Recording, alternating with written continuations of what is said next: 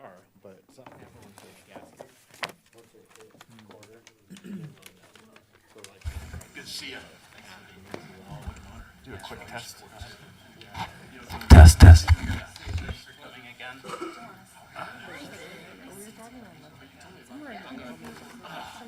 He's just released the score. He goes to Times Square. It's something everyone got. The other up, my partner's a field director. Name and photo. That way if they just found you, they'd go, yep, that's you. Yes. This is you have a real job. It makes you real money. About a road access. Hey, welcome. Thank you for coming. He spends more money. So it's like it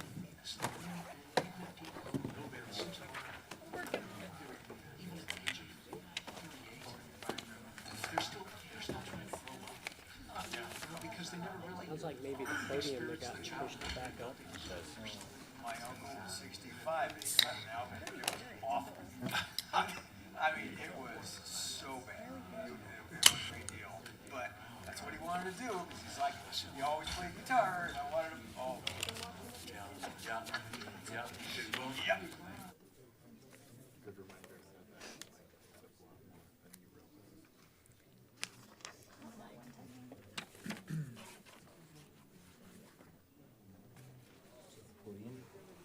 Think so. Mic on or something? I think someone made it hot during the presentation. Oh, they even got the timer going on that light. Blowhorn goes off. Getting there. Go. Was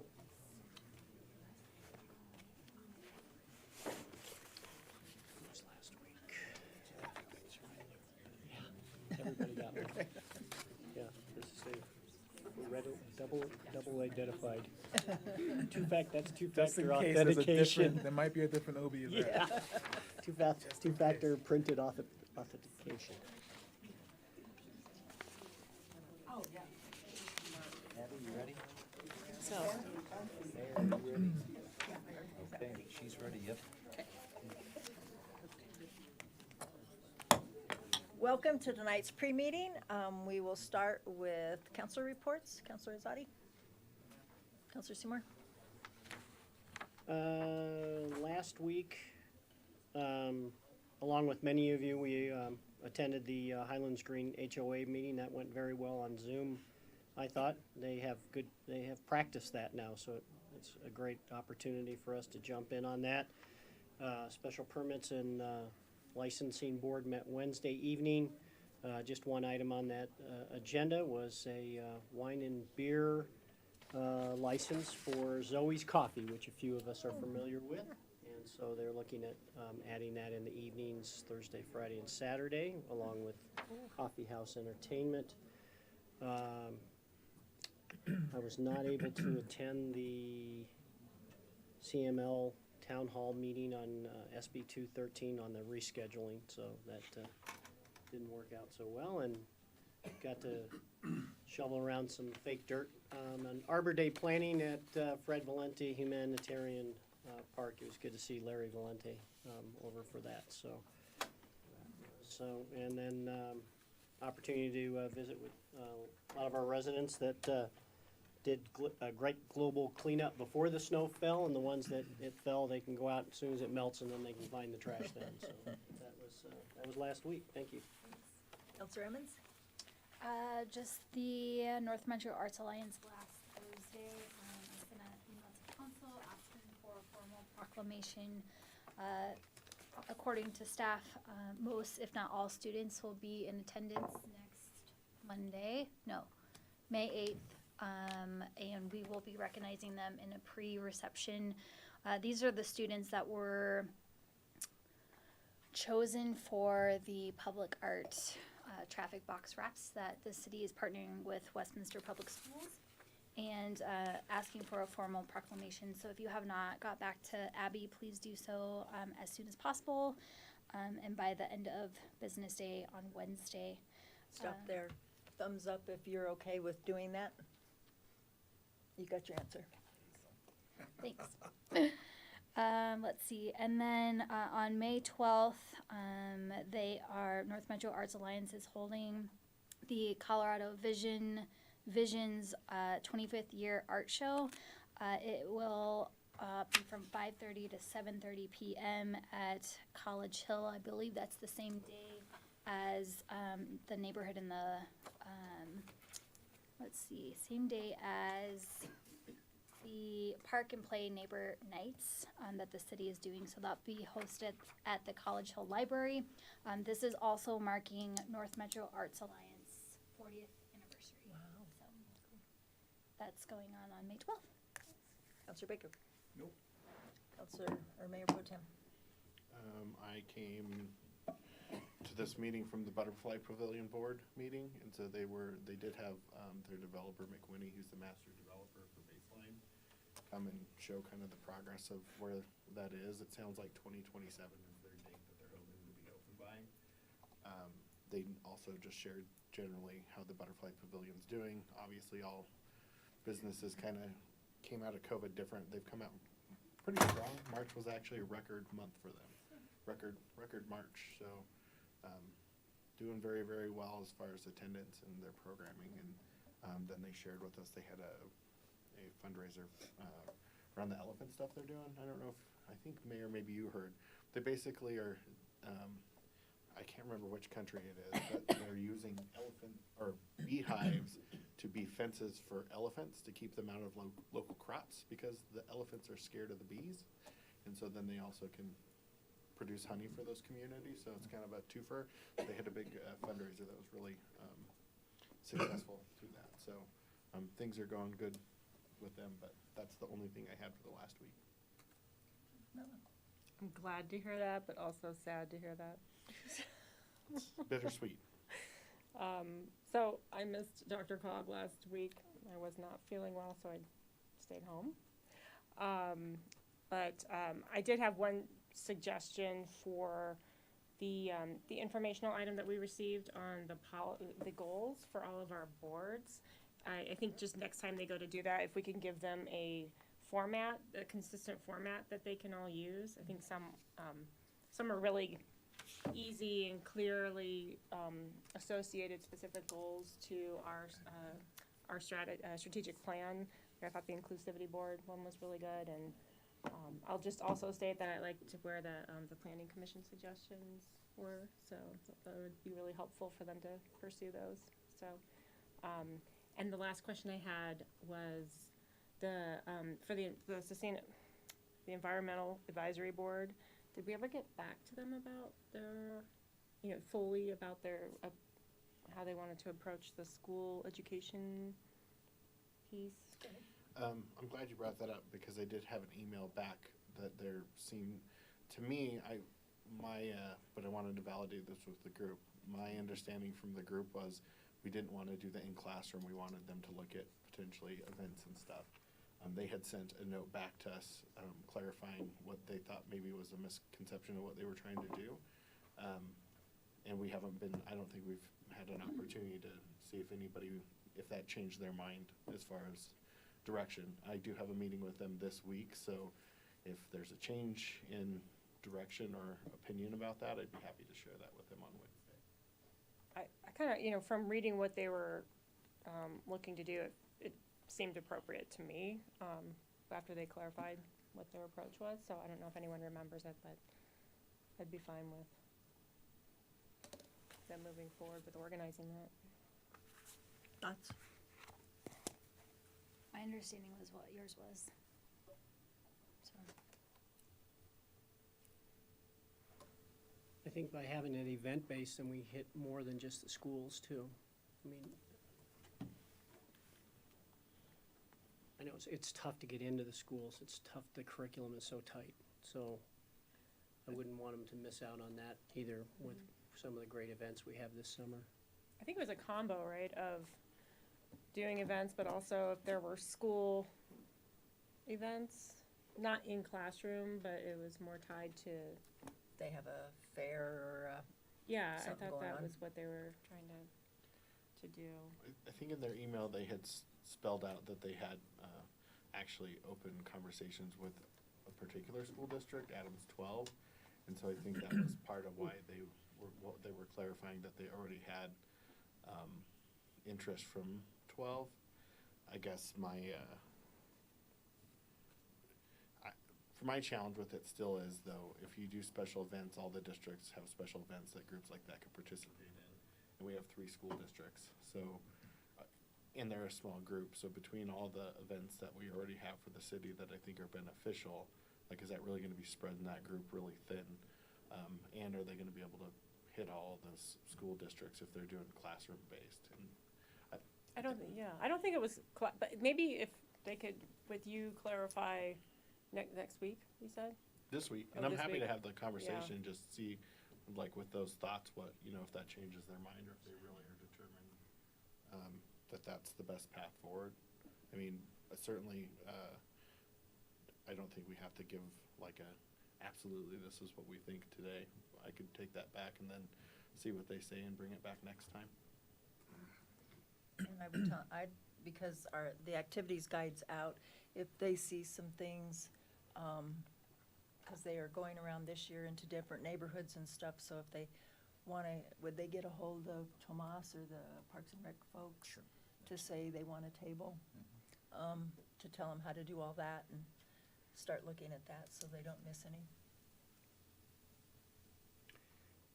Oh, and that email too mentioned, as far as having after-school activities, clubs, that connection with Adams 12 as well, so.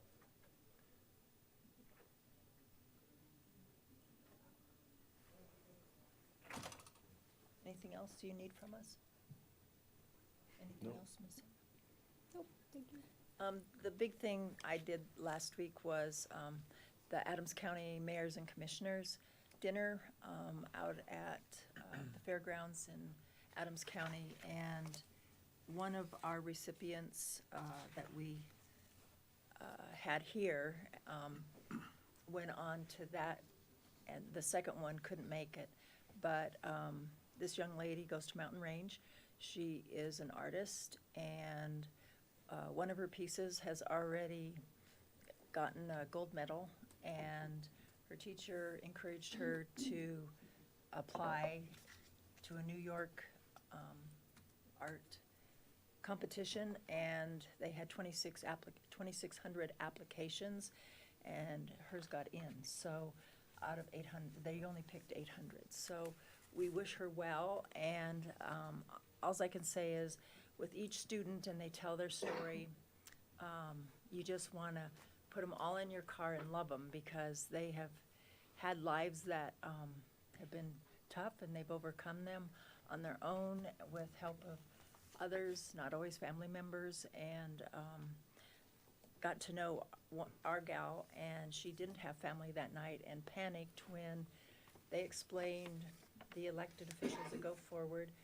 The person would be called, get their gift, and then take a picture, but then invite family up for a family photo.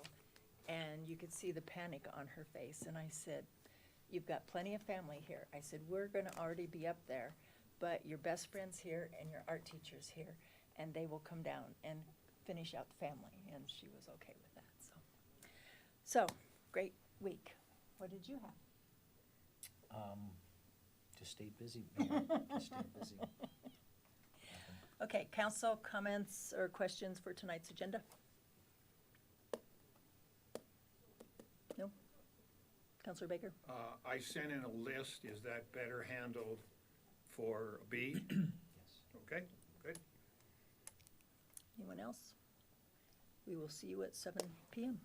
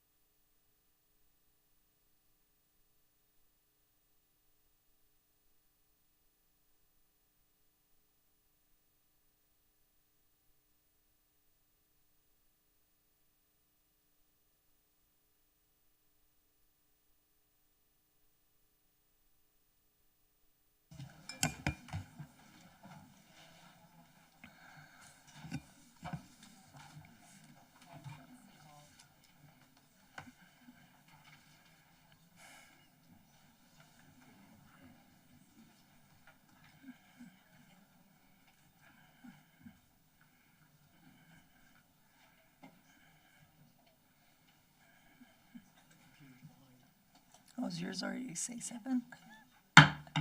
Welcome to tonight's meeting of April 24th, 2023. Please stand and join me in the Pledge of Allegiance. I pledge allegiance to the flag of the United States of America and to the republic for which it stands, one nation, under God, indivisible, with liberty and justice for all. We welcome you to Westminster City Council meeting for April 24th. We thank you for coming and would like to remind all in attendance that our meetings are subject to the rules of decorum that are posted at the back of the room. We also want to be sure you all feel welcome and remind you that there is an expectation that no attendee shall disrupt this meeting and that threats and intimidation are prohibited. Signs and place cards are prohibited in council chambers, and all attendees shall remain seated in the seats provided, not in the aisles nor the doorway, nor shall the doorways be blocked. Roll call, please. Councillor Baker. Here. Mayor Pro Tem Demott. Present. Councillor Emmons. Present. Councillor Azadi. Here. Mayor McNally. Here. Councillor Nermella. Here. And Councillor Seymour. Here. That brings us to the minutes of April 10th. Is there a motion? Mayor Pro Tem? Thank you, Mayor. I move to approve the minutes of the April 10th, 2023 meeting as presented. Councillor Emmons? Second. It's been moved and seconded to approve the minutes of April 10th, 2023 as presented. Are there questions or comments or changes? Seeing none, all in favor say aye. Aye. Opposed? Motion carries. That brings us to our fun time this evening, recognizing people and thanking people.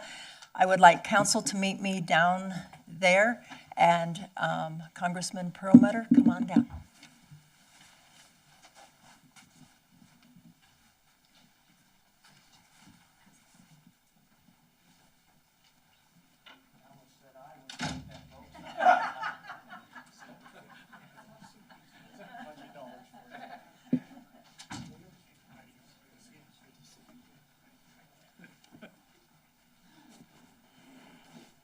You know,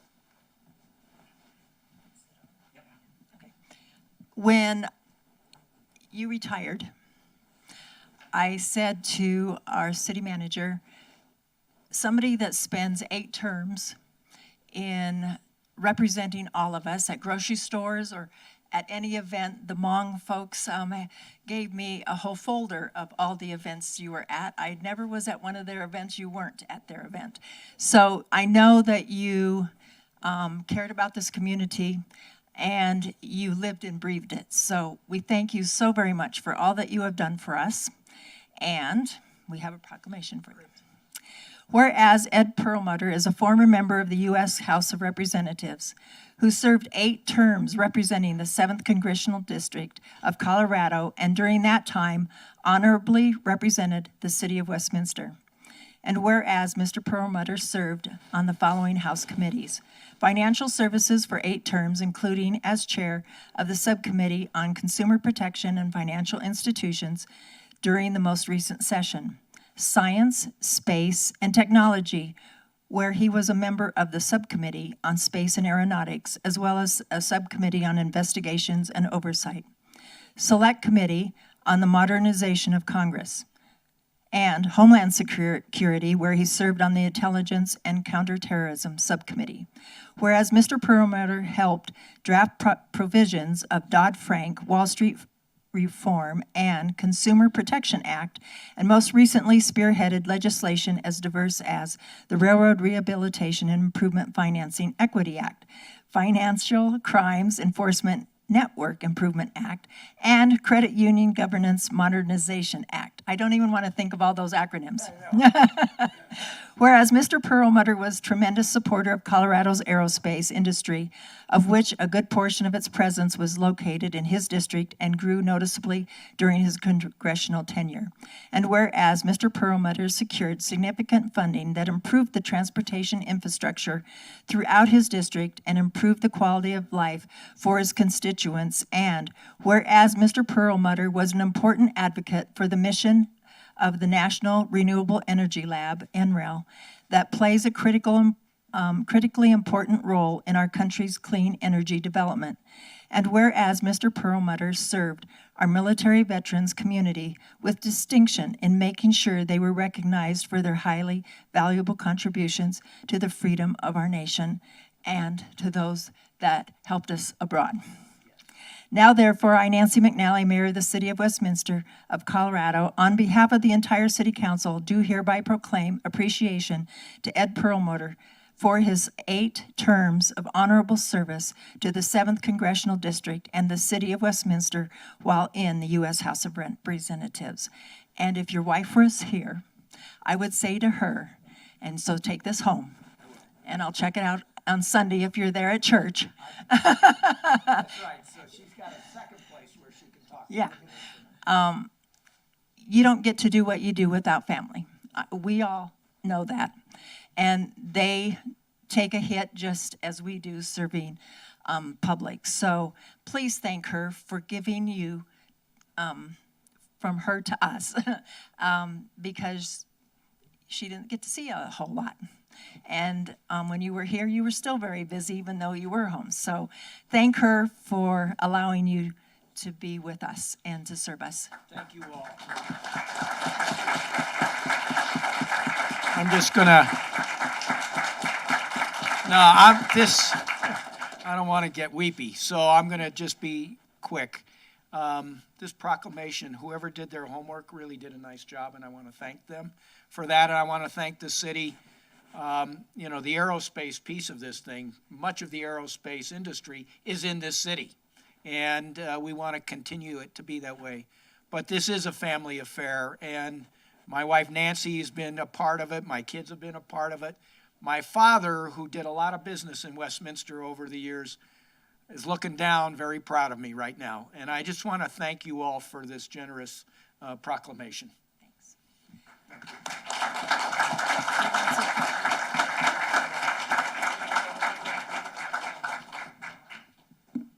We're gonna balance this out a little bit. Can we get you two here in the middle? Well, you got it balanced. You got the tallest guy there and the shortest guy here. It's like waterfall. Can I get Councilor Baker on this side, please? All right, so where do you want me? In the middle, if you don't mind. Okay. And then Councilor Seymour, can I get you on this side as well? And then, Vera, do you wanna go to the middle? Can I have you two in the middle? Think that works? We're gonna mix up girls and boys. There you go. Okay, there we go. There we go. That's what he was trying to say. Pull the hamstring. All right. Ready to take a couple? Looking at me. 1, 2, 3. 1, 2, 3. Last one. 1, 2, 3. Thank you. Thank you all very much. Thank you.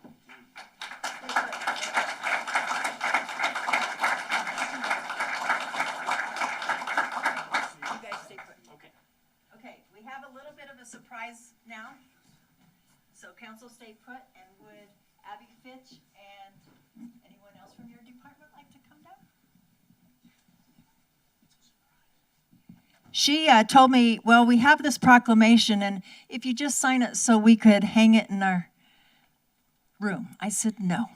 You guys are left and right hands, and you get a proclamation just as anybody else would, and recognition. Whereas the Office of Professional Municipal Clerk, a time-honored and vital part of local governments, exists through the world, and whereas the Office of the Professional Municipal Clerk is the oldest among public servants, whereas the Office of Professional Municipal Clerk provides the professional link between the public, the local governing bodies, and agencies of government at other levels. And whereas professional municipal clerks have pledged to be ever mindful of their neutrality and impartiality, rendering equal service to all. Whereas the professional municipal clerk serves as the information center on functions of local government and community. And whereas professional municipal clerks continually strive to improve the administration of the affairs of the Office of the Professional Municipal Clerk through participation in education programs, seminars, workshops, and the annual meetings of their state, provincial, county, and international professional organizations. Now, therefore, I, Nancy McNally, Mayor of the City of Westminster, on behalf of the entire City Council and staff, do hereby proclaim April 30th through May 6th as Professional Municipal Clerks Week, and call upon the people of Westminster to further extend appreciation to the City of Westminster's Municipal Clerk's Office and to all professional municipal clerks for the vital services they perform and their exemplary dedication to the communities they represent. Thank you, Abby.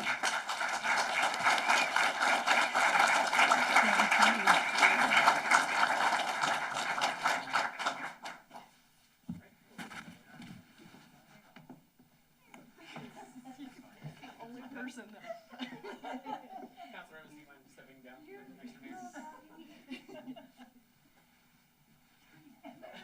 Valiant effort. All right. 1, 2, 3. 1, 2, 3. Thank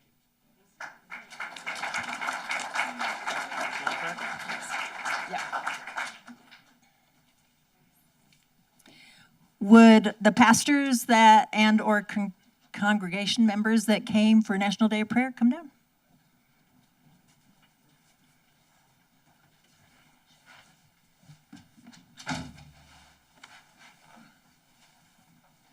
Welcome. I'm going to ask you to give your name and your congregation. My name is Matt Stuyvesant, and I'm the pastor of Westminster Christian Church. David Baca, the Crossing Church. Justin McCaslin, Westminster Calvary. Ian Ebersol, Executive Pastor, Westminster Calvary. Thank you all for being here. I meet with these folks maybe every other month, and we have been meeting since 2013. All of our Christian churches in the community are the best secrets we have with all of the things you do, because you just do them and don't shout from the rooftops what you do. But I know what you do, so it's an honor to give you this proclamation. Whereas a National Day of Prayer was first proclaimed by the Continental Congress in 1775, and the current United States Congress has called on our residents to recognize an annual National Day of Prayer. And whereas in the address of the Constitutional Convention in 1787, Benjamin Franklin proposed that prayers imploring the assistance of heaven and its blessings on our deliberations be held in this assembly every morning before we proceed to business. And whereas the clergy, congregations, and religious groups in Westminster play a vital role in instilling values and promoting the common goals of the community, and whereas we are all concerned about the youth of our community and wish to focus on providing a safe community that will promote their growth and development in the best way possible. And whereas our Christian churches in Westminster that are a part of the Westminster Cares works with and prays for our county, national, state, local governments, first responders, children, our community, and each have programs within their congregations that reach out to all residents to help make our city a great place to live. Now, therefore, I, Nancy McNally, Mayor of the City of Westminster, on behalf of the entire City Council and staff, do hereby proclaim Thursday, May 4th, 2023, as a citywide day of prayer, and further encourage every resident in this community to pray, seeking strength to face the challenges of today, requesting guidance for the uncertainties of tomorrow, and giving thanks for the rich blessings that we enjoy. So here's one for you. Here's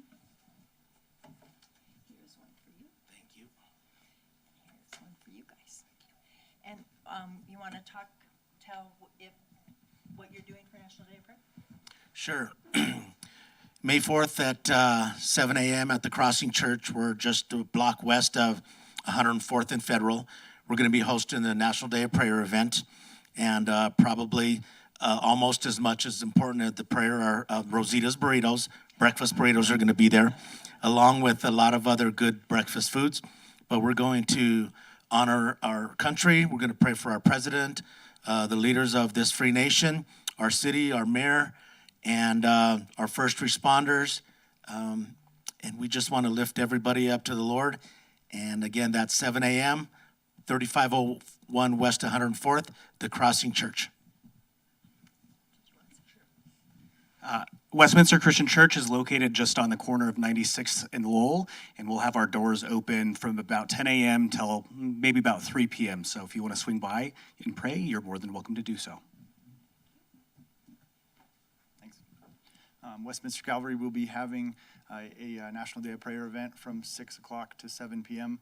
That evening, and everyone is welcome to come out and pray with us. Thanks. Thank you for being here. I think he wants a picture.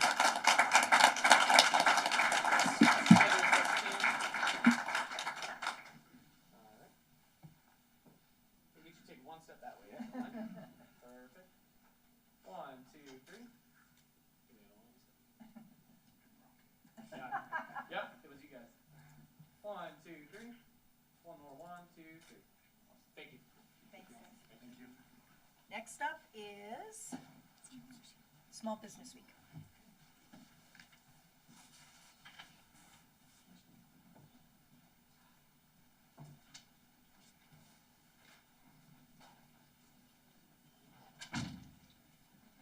I have the owners of Time Management Inc. Were they able to make it?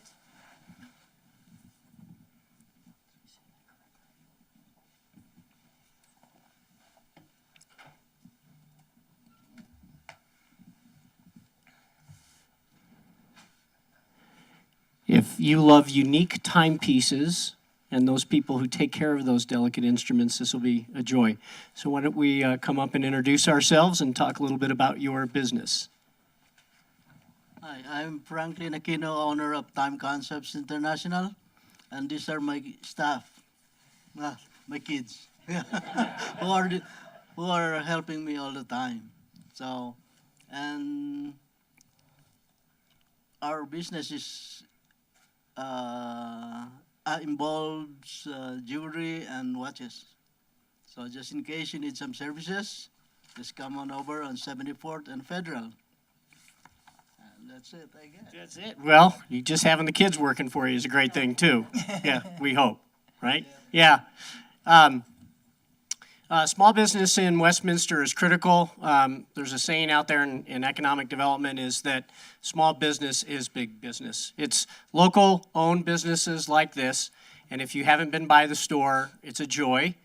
You can't all wear Apple Watches. Sometimes it's nice to have a nice timepiece to have with you, and so they have it's fun just to look at the cases of what they have there as well, and the jewelry too. So greatly appreciate them having been part of our Westminster Small Business Group for many years now. And so this is our proclamation for Small Business Week.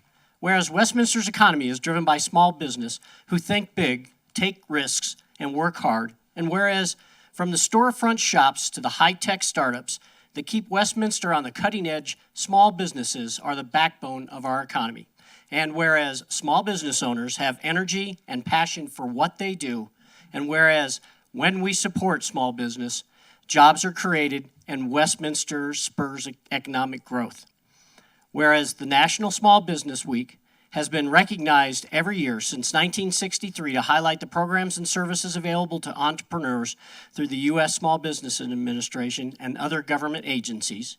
And whereas nearly 94% of our businesses are small business who creates jobs and drive our culture. Whereas small businesses is big businesses, and the city and the city's departments of economic development, the city's thriving chamber, and our local small business development center take an active role in advocacy for the community development and business development of Westminster. And whereas the city of Westminster supports and joins this national effort to help small businesses do what they do best, grow their business, create jobs, and ensure that our communities remain as vibrant tomorrow as they are today. Now, therefore, I, Nancy McNally, Mayor of the City of Westminster, do hereby proclaim the week of April 30th through May 6th as Small Business Week. Signed this 24th day of April, 2023, Nancy McNally, Mayor.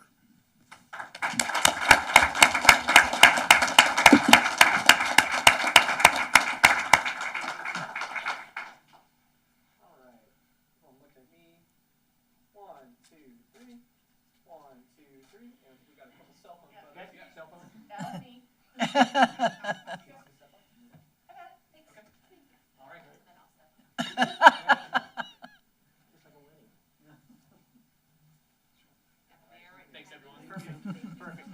You guys got it. Yeah, no. Pleasure. Thank you. Next, Mayor Pro Tem will do proclamation for Mental Health Awareness Month.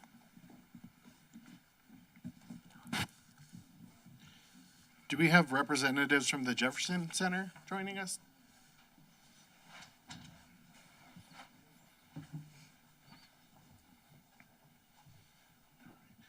Hi. Do you want to go ahead and introduce yourself and tell us a little bit about your organization? Thank you so much for having me here. My name is Mandy Carlson. I am the Manager of Marketing and Communications at Jefferson Center for Mental Health. On behalf of the board, staff, and clients of Jefferson Center, thank you so much for issuing this proclamation and recognizing May as Mental Health Month in Westminster. Jefferson Center is a nonprofit community health mental health center. Every day we provide mental health care and substance use treatment, wellness services, and a host of additional community resources.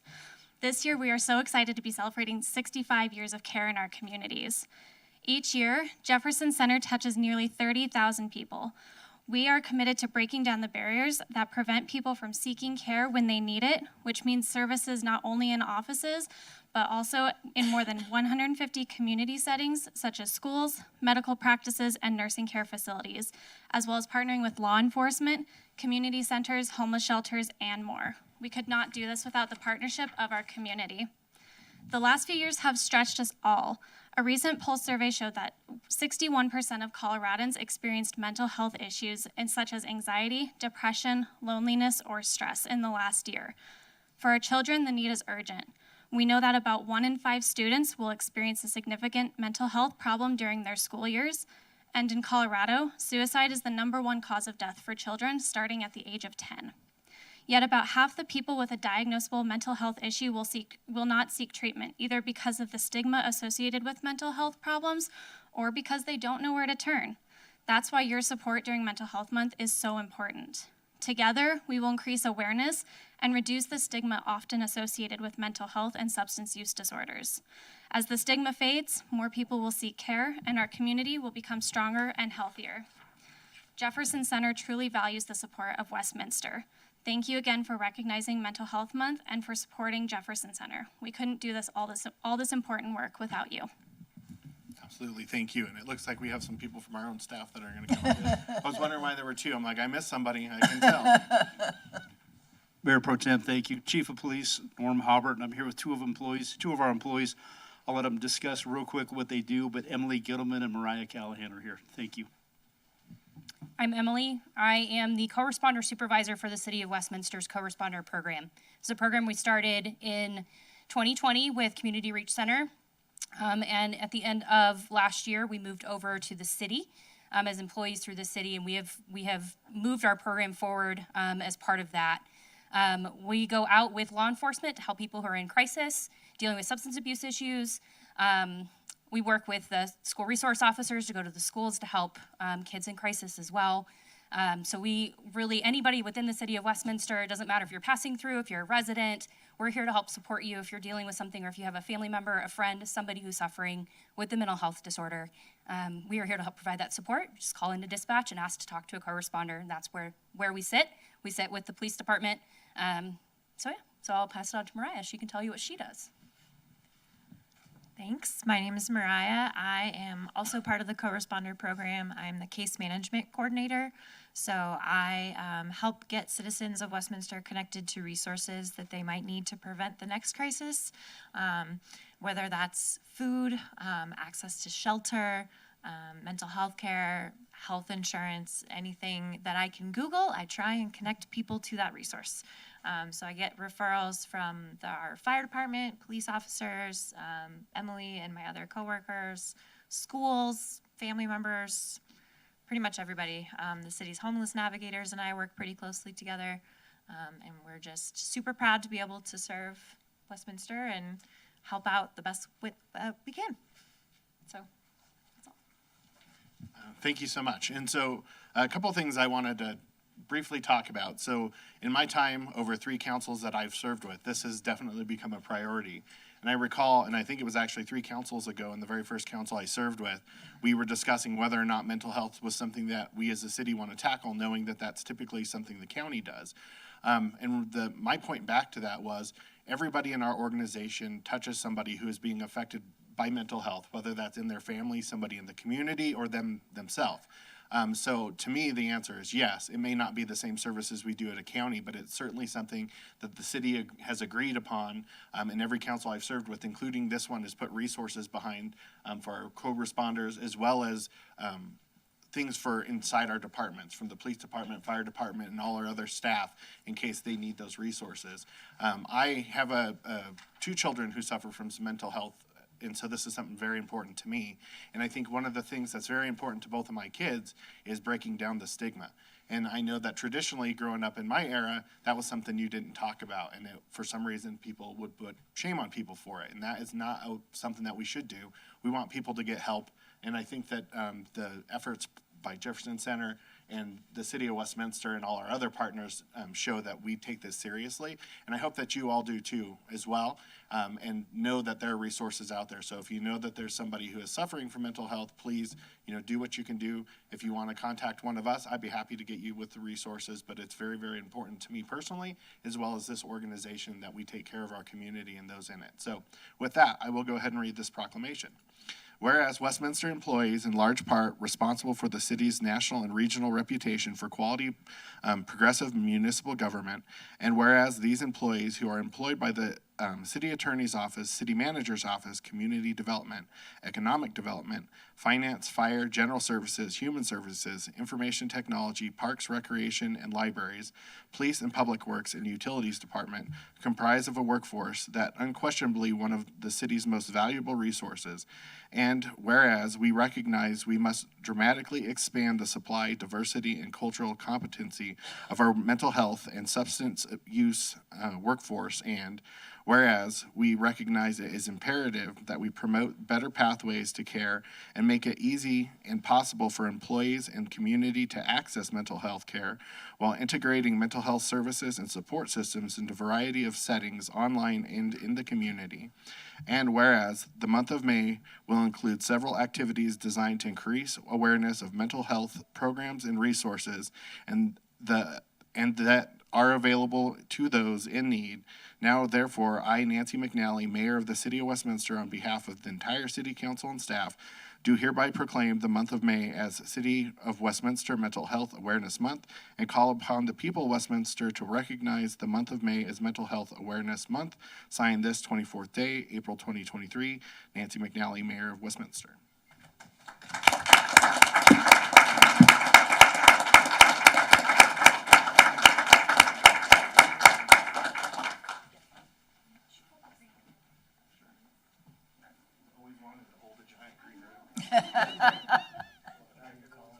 Looking at me, 1, 2, 3.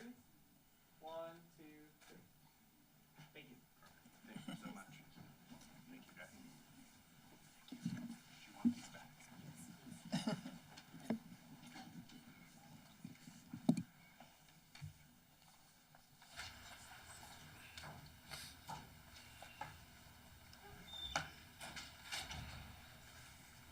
That brings us to the public comment portion of the meeting. It is an opportunity for the public to communicate with City Council on any topic they choose, unless there's a topic for which public hearing is also scheduled. This evening, there are no public hearings, so everybody will be heard at this time. This evening, the city clerk has informed me that we have 1 email was received, 44 voicemails, and how many people do we have signed up? We have 10 people signed up. So would you begin? The first speaker we have is Chad Ellington. And when you come up to the podium, will you please adjust the podium to the right height and speak directly into the microphone? Thank you. Welcome. Does this height look appropriate, clerk? Good evening, Mayor, Mayor Pro Tem, City Councilors. Chad Ellington here with the Uplands Development Team at 1480 Humboldt Street in Denver. Here tonight just to share a quick update on the Uplands community. Since our PDP MODP approvals in early 22, we begun working full speed ahead on the next steps of the city's process to get to a groundbreaking, which we hope to achieve later this year. As you all know, this is a very complex project, and we, along with the city staff, are really taking extreme care with every single detail at Uplands to make it a great new home for future residents of Westminster, as well as welcoming the existing community with a ton of new public parks and open space for Westminster's current residents.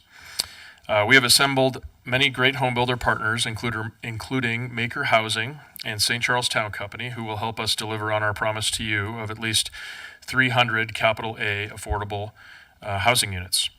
These builders and several others are currently working through the city's ODP process and will be back in front of this council for your approval as requested. While the home builder market had to make some adjustments in 2022 with the rising interest rate environment, our housing shortage is still a major issue in the Front Range. We talk to home builders every week, and let me assure you that thankfully, they are very optimistic about the possibilities to provide attainable housing at Uplands and other new Colorado communities as soon as we can get a shovel in the ground at Uplands. Lastly, I just wanted to address some comments that we heard from City Council as a part of the 2040 comp plan hearings that we felt were worthy of a clarification. We shared the great news about our partnership with Varde Partners and our collectively huge investment in the city of Westminster back in January of 2022. Our financial partner, Varde, is based in Minneapolis, Minnesota. The Uplands team collectively has a long-standing relationship with them, 20 plus years. Varde has deep experience in financing large, best-in-class master plan communities in Colorado and other states. It is very standard practice for developers of large master plan communities to team up with financial partners like Varde to finance the acquisition and development of communities in which, in cases like Uplands, requires hundreds of millions of dollars over more than a 15-year period. The Uplands team, including Oriad Capital and Development and Peak Development, has and will continue to manage the daily operations of the Uplands community. If you have any questions or concern, please reach out to us at any time. Our door is always open. Thank you for your time tonight. Thank you. The next speaker I have is Yang Chi.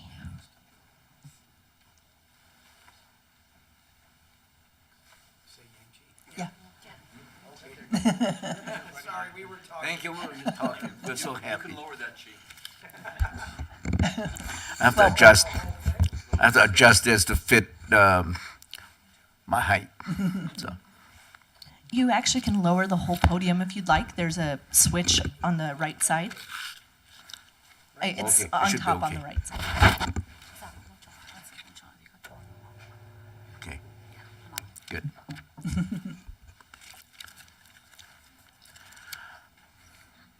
It is an honor for me to be here tonight. I was here last week. I'm glad to be here again, to see you all. As you know, I've been a citizen of this city for the last over 40 years. And I love the city. I love the people. I just moved to Minnesota, but my heart is with you all. Today I'm back here again for a very special purpose. I want to thank the mayor, all the city council members and the city managers, all of you. The list will go on longer, but we have very limited time. So let me say that with us tonight, the most honorable individual in my life, other than you here, is the former Congressman Ed Pumilo. Would you please stand up, sir? And the purpose for this meeting is that I want to thank you all for supporting this National Lamont Memorial. I also want to thank our Honorable Mayor Nancy McNally. Many of you are city council members, you are new, but a special friend here, Rich Seymour. Has been a wonderful city counselor for a long, long time. Thank you for being and for supporting us. Along with others, the Director of Parks and Recreation, Thomas Herrera. Is he here? Yes, sir. Thank you. And a long-time supporter of this project, Mr. John Mann. Thank you. Our local and also state and national members of the board of this National Lamont Memorial that will represent the country. The chairman of this National Memorial is our Chairman John Horan. Sir.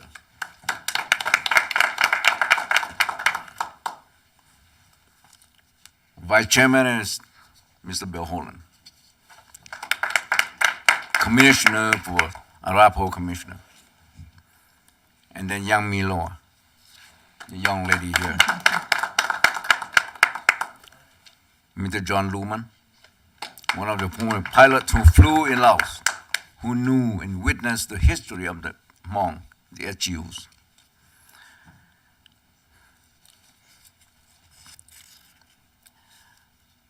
Many of my board, my community members cannot make it here tonight, but they know, and they are happy. The Hmong, the Lao, the Lu, all know about this project. They're waiting for the moment for it to be erected. You have learned and you have known the history of the Lao Hmong people, the SGUs especially. All of you have learned, you have been part of this history for a long, long time. I mean, younger generations still have to learn. But the older generations like myself and others have known, have appreciated the sacrifices and services of the Lao Hmong people in the history. During the United States secret war in Laos, 15 years, we lost a lot of men out of a population, a portion of the population of the country, roughly 350,000 out of a national population of 3.5 million. During that time, 35,000 men lost their lives for that war. And this memorial will memorialize and will also honor those dead and living, men and women. We lost over 727 Americans with the Hmong, the Lao, in Laos during the Secret War. I have their names, everything. So tonight, it's a very special night for all of us. On behalf of the Lao Hmong people, I'm confident that they will be very happy to hear that the city of Westminster, effectively tonight on, will become the city of the country to host this National Lao Hmong Memorial. It will be the city in the heart of the country, in the heart of the Lao Hmong people. Yang Chi, your 5 minutes are up. I want you to know that we have been fighting for this thing with your support all along. At the beginning with Conor Wrestling, he passed away, but he will be remembered all the way. Everybody knew him, so the mayor also knew him. I want to make this very short, that again, on behalf of the Lao Hmong people, the SGUs across the country, they will keep you in their heart. you will all become heroes in the heart of the Lao Hmong people across America. Thank you very much. Thank you.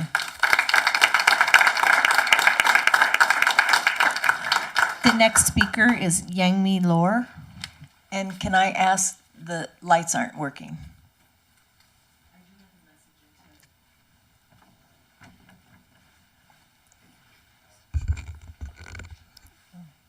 Do you guys want me to wait? I'll watch the clock. Okay. All right. Thank you.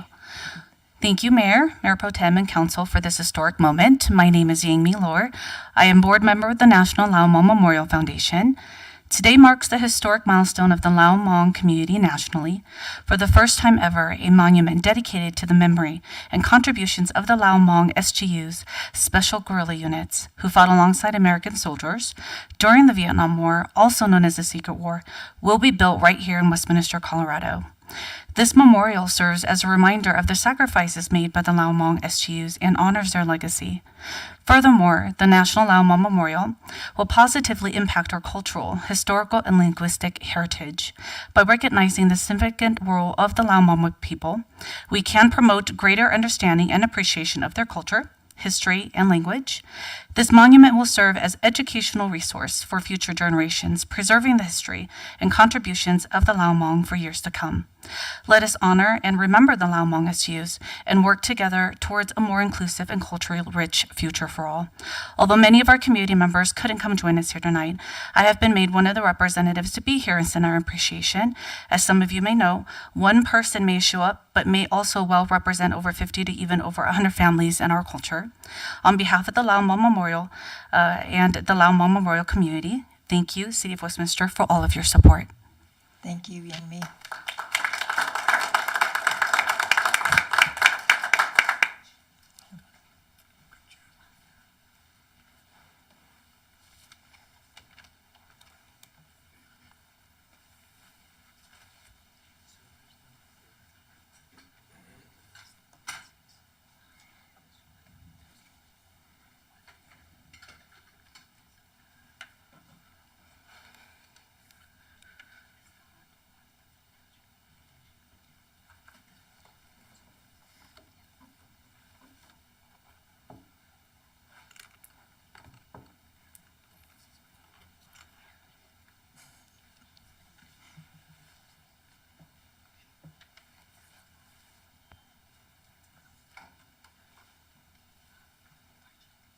I've got my timer so I can watch. Yours is working. Yeah. Okay. If we can't get it to work, I'll give the 2-minute warning.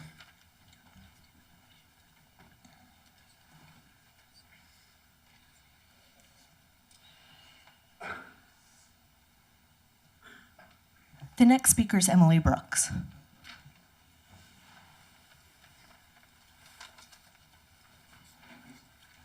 Welcome. Thank you. That's a tough act to follow, so I'll just acknowledge. Congratulations, Tom. Good evening, Mayor Pro Tem, councilors, city manager, and staff. I have comments on a few topics. On tonight's agenda is a vote to move forward on the new water treatment plant, originally proposed as Water 2025, also known now as Option 4. I fully support this action, and I'm looking forward to understanding the costs and timeline for this essential component of our water infrastructure. I was happy to hear Mayor McNally, Mayor Pro Tem DeMott, and Councilor Seymour emphatically state in last week's study session that they are committed to moving forward. I was also pleased that the dishonesty and misinformation that has been circulated by members of our community, as well as some currently on council, called out for what it is. Since 2020, there's been a concerted effort to smear City Council, city leadership, and staff for daring to propose a new water plant that some did not believe was necessary. In fact, this was a central component of some of your election campaigns. I believe you owe many of those who are no longer here, as well as the current staff, an apology for your lack of understanding and willingness to believe nonsense about reducing rates that created the atmosphere of distrust as to what was truly needed. I think it would be useful for the council to develop a message for the community to explain how this happened, since it sounds like many residents are still believing the false information that was so effectively spread and continue to have concerns with your plan. I urge you to vote yes on Water 2025 tonight and get on with it. Another core service topic you discussed last week was the cost of street maintenance.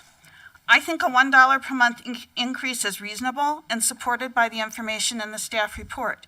The condition of our roadways is a top priority in the community survey. Without this increase, how will we get ahead of the projected continued decline of the condition of our streets? There was much discussion about finding other ways to cover the costs of keeping the streets in good condition, and there was no agreement to move forward on the recommended increase. I think you could take a yes and approach, given that the $1 is likely not enough to fully fund the necessary annual maintenance costs, approve the $1 and explore alternate means to generate the funds needed. I'm concerned we're headed for another unnecessary delay on infrastructure. As for this year's increases on water rates and fees, I went to look for the information on city rates and fees which were voted on as part of the annual budget process by all of you. I found everything readily available on the city's water website with nice charts. I printed them out, but they didn't print out very nicely on my home printer. But the 2022 and the 2023 rates are all there with the increases noted, all the information we as residents need, so thank you. Everything's good. My last comment is regarding the decision last week to take an opposed position on the proposed legislation to address the availability of assault weapons in our state. I'm not understanding how this item fits with the role of council in setting policy for the city to support the delivery of core services as you have laid out in your strategic plan. I know several of you are strong believers in a broad Second Amendment definition to include any and all types of weapons, but I'm at a loss with how your personal view on that has anything to do with your role as a decision maker here. This was framed as within the scope of your oath of office to uphold the Constitution. I strongly disagree with your stretching that oath to include an official city position of opposing any proposed legislation that you feel doesn't fit with your personal view. Thank you. Thank you.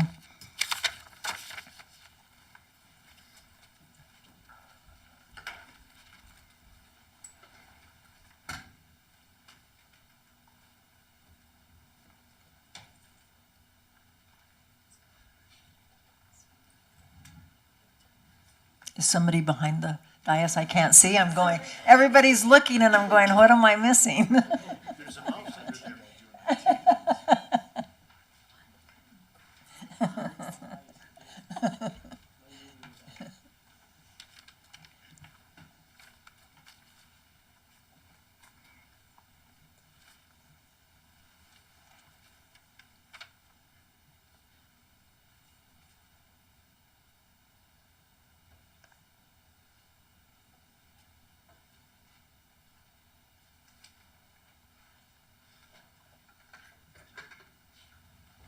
I'm gonna need a screwdriver, I'll be back. Go ahead. The next speaker is Carol Campbell.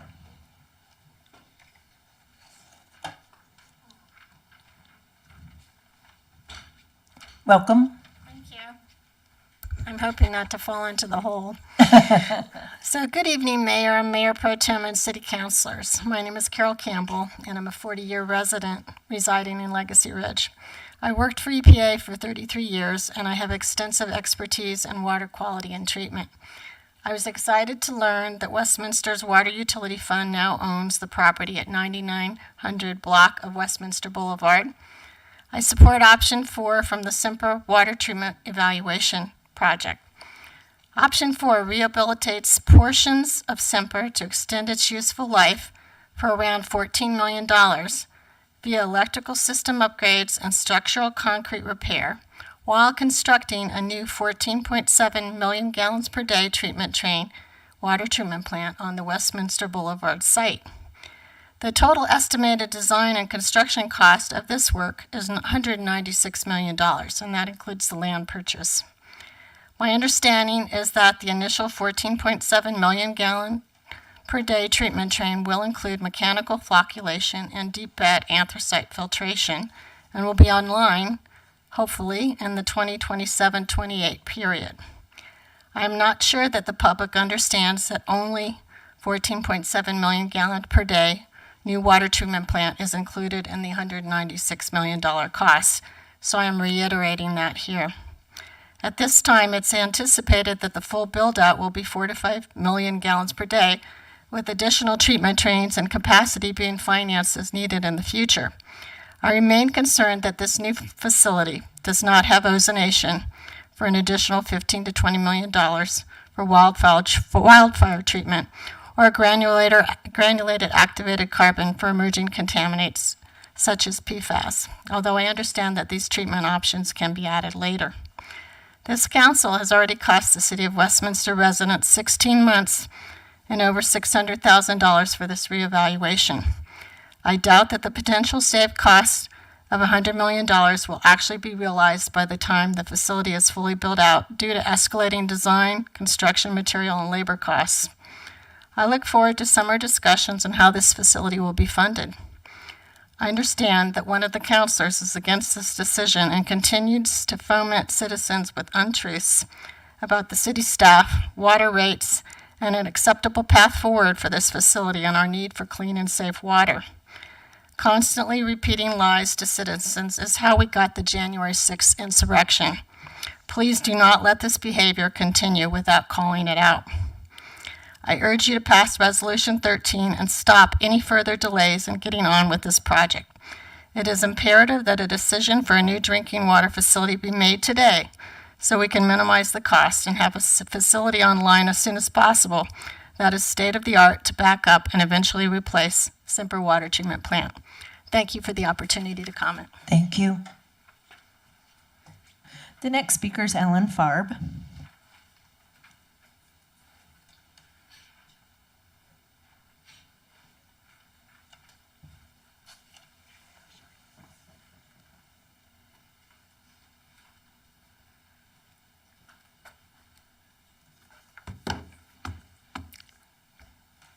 This is going to be difficult. I've lived in Adams County for 43 years and in Westminster for 31 years. I've been to so many of these council meetings. For 31 years in this city, I've seen council after city council after city council. Some councils are better than others, some not so much. But in my 31 years as a resident of this city, I have not seen a more dysfunctional, a more malfunctional city council than the one that occupies the dais before me, before all of us.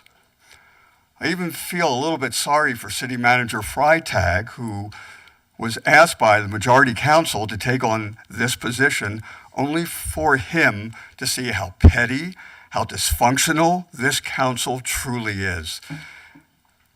And to pack up his family and move from their Wisconsin home, well, I guess at least his family chose not to live in Westminster.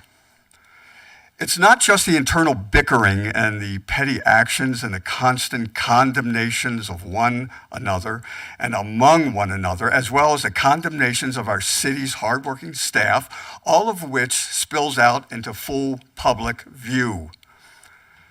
It's the small-minded machinations, the scheming, the plotting that especially consumes what is now known as, and I quote, the majority council, unquote, a term, by the way, that is not of my making, but of rather what city staff has referred to 5 of you in the past council meetings. Now, some people tonight may carp about the cost of new water treatment plant, which of course they should do. It seems, however, some may have been intentionally set up through a campaign of cherry-picked, misleading, magical, perhaps even false information that was fed specifically to them and to arouse an intended reaction. And it plays on their emotions rather than actual knowledge. I wonder, is this going to be Westminster's version of a Stop the Steal movement?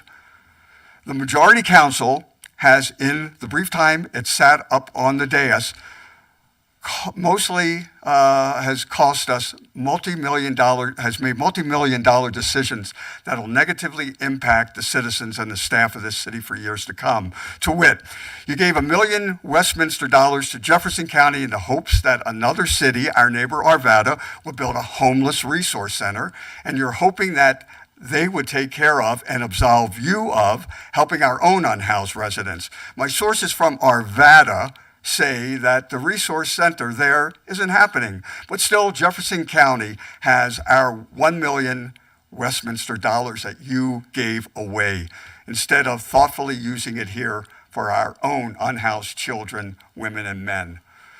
And about that water treatment plant, yet another major demonstration of this council's malfunction and dysfunction. You tore up the previous council's plan, which is to say you tore up and threw away at least another $1 million of taxpayer money, and now you're likely spending another $1 million just to see whether a better mousetrap of a needed water treatment facility can be built. All the while, construction and labor costs are soaring. Millions more of Westminster dollars thrown away even before one backhoe, one crawler excavator moves any dirt. And for those of you who try to shell game sell this so-called new and scaled down project that most of you claim will save millions of Westminster taxpayer dollars, know that that pitch won't hold water because informed residents will know the real dollar costs. And it ultimately will show little, if any, difference, especially as you have, with your continued in council, petty dysfunction and operating malfunction, wasting more years, wasting more Westminster resident dollars. Thank you. Thank you. The next speaker is Chris Stimson.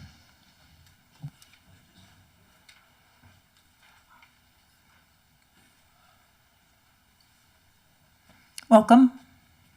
Welcome.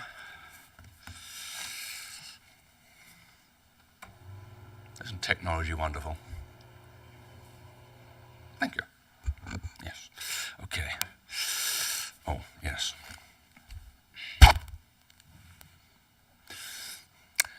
Madam Mayor, Mayor Pro Tem, City Councillors, City Manager, and staff. Many years ago, when I lived on Cape Cod, we had a small 16-foot motorboat with an outboard motor, and it was pretty old. We went out one day, as we often did, onto Nantucket Sound in this boat. We got about 200 yards out into the sound, and the motor died. Had my entire family on board. We managed to get in. Got the motor to a maintenance place, and the technicians there looked at it and they called and they said, you know what, you got a cylinder collapsed here or something, and we can fix it. We can disassemble the engine, put a new cylinder in, and put it back together and test it. It'll cost about $900. You'll still have a 15-year-old engine. And, you can go out 2 or 3 more times with your family and something else might go wrong, another cylinder. Something else might die, the fuel might die, and you'll be stuck again. Do you want me to do this? And we thought about it and thought, no, we don't want you to do this. We'll do without putting good money after bad, paying $900 for something that's going to break. So, okay, it took a couple of years, but we bought another engine, a brand new engine, outboard engine for this boat, and went out many more times in it on Nantucket Sound and other places and really enjoyed it. We had a really good time with it. Why would this be a story? Why would this interest you? Well, talking about repairing an old facility that's going to break down anyway and cost even more time and time again. What could that possibly remind us of? Oh, of course, The Semper water treatment plant. Yeah, right. We could, if we wanted to, just keep patching that up and hoping that the people of Westminster wouldn't mind that maybe their water quality isn't as good as they've been told. Or we can do the right thing and give the citizens of Westminster something that works and will work for a long time to come. While we're on anecdotes, by the way, a pilot and a co-pilot decide they're not going to take off in their airliner because of bad weather. But there's a passenger down the back who says, well, I've talked to friends and done 5 minutes research on my iPhone, and I have rights. I demand that we take off into this thunderstorm. What's the value of that story? Well, it's roles. City Council, the role of City Council is for strategic, long-term direction. I think you all know this. You're not experts on traffic or public safety or the environment or water. That's not what you do. You're here for strategic long-term direction. I think you all know that. And you have expert city staff to advise you on some of those things I mentioned, some of those little bits of detail. Or you get independent companies in to advise you. That makes sense. I think you all know that. And you know that it's not your place to delve into the minutiae of those subjects that I mentioned and come up with poorly researched, suspicious, and I have to say specious data to oppose what the city needs. I think, all right, I don't think all of you know this. I think most of you know this, but not all. Thank you. Thank you. The next speaker is Tom Lampo.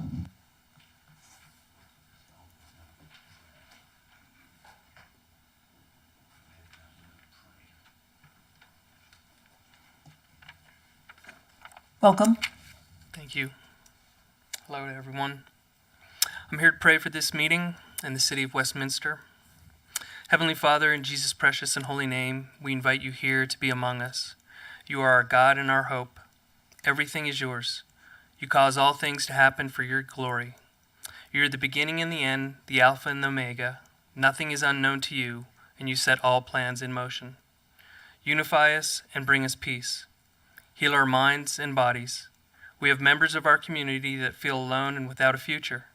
But in Jeremiah 29:11 you state, "For I know the plans I have for you, declares the Lord, plans for peace and not for evil, to give you a future and a hope." I ask that you cover those that are hurting among us. The world around us is challenging. You said there would be shaking in every area that touches our lives. But in James 1:1-6, you give us a roadmap to navigate these situations. It states, "Count it all joy, my brothers, when you meet trials of various kinds, for you know the testing of your faith produces steadfastness, and let steadfastness have its full effect, that you may be perfect and complete, lacking in nothing. If any of you lacks wisdom, let him ask God, who gives generously to all without reproach, and it will be given him. But let him ask in faith, with no doubting, for the one who doubts is like a wave of the sea that is driven and tossed by the wind." Lord, a prayer for hurting times, for people of desperation. We lift those members of our community up. To you, all life is valuable. They need to find you. Send your Spirit to them. In your precious and holy name I pray. Amen. Thank you. Thank you.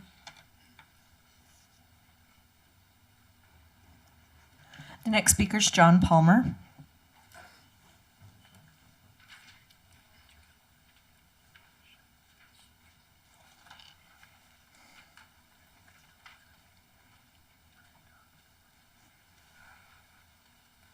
Welcome.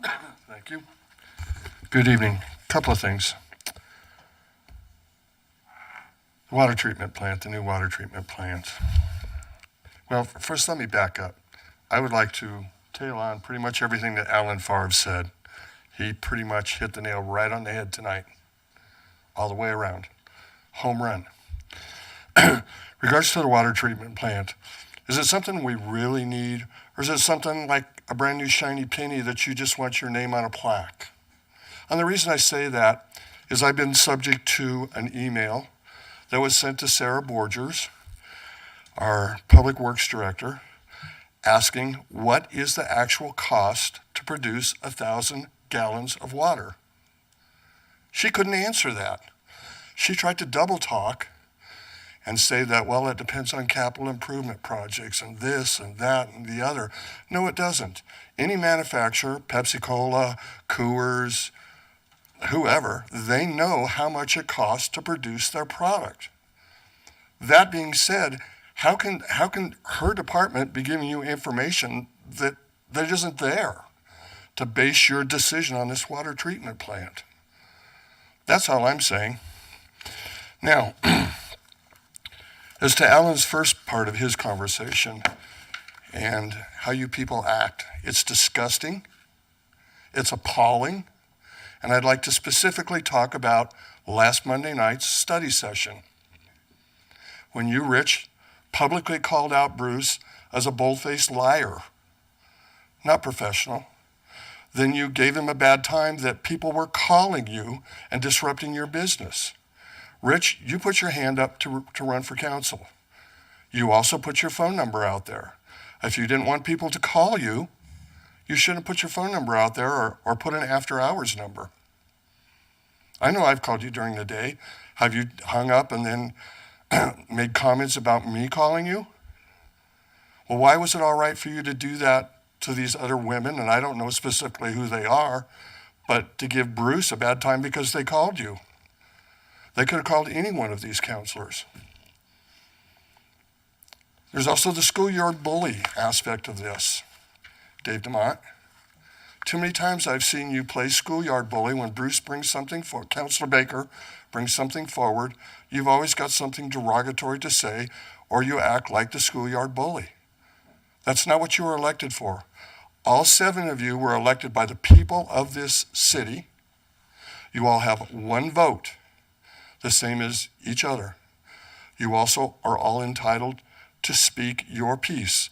And I will direct that to the code of conduct, specifically the House rules that you all are to be abiding by, specifically item 1, item 2, item 6, item 9, and item 10. And Nancy, you don't escape this either. When Bruce asked you a point-blank question, you got all flustered, slammed your book closed, and said the meeting was over. Was that fair to Bruce? He asked you specific questions. That's the mayor we elected? It's disgusting. And again, I roll back to what Alan said. Alan and I hadn't talked about this, but I would like to just reread what he said, because that's how I truly feel right now. You don't listen to the people.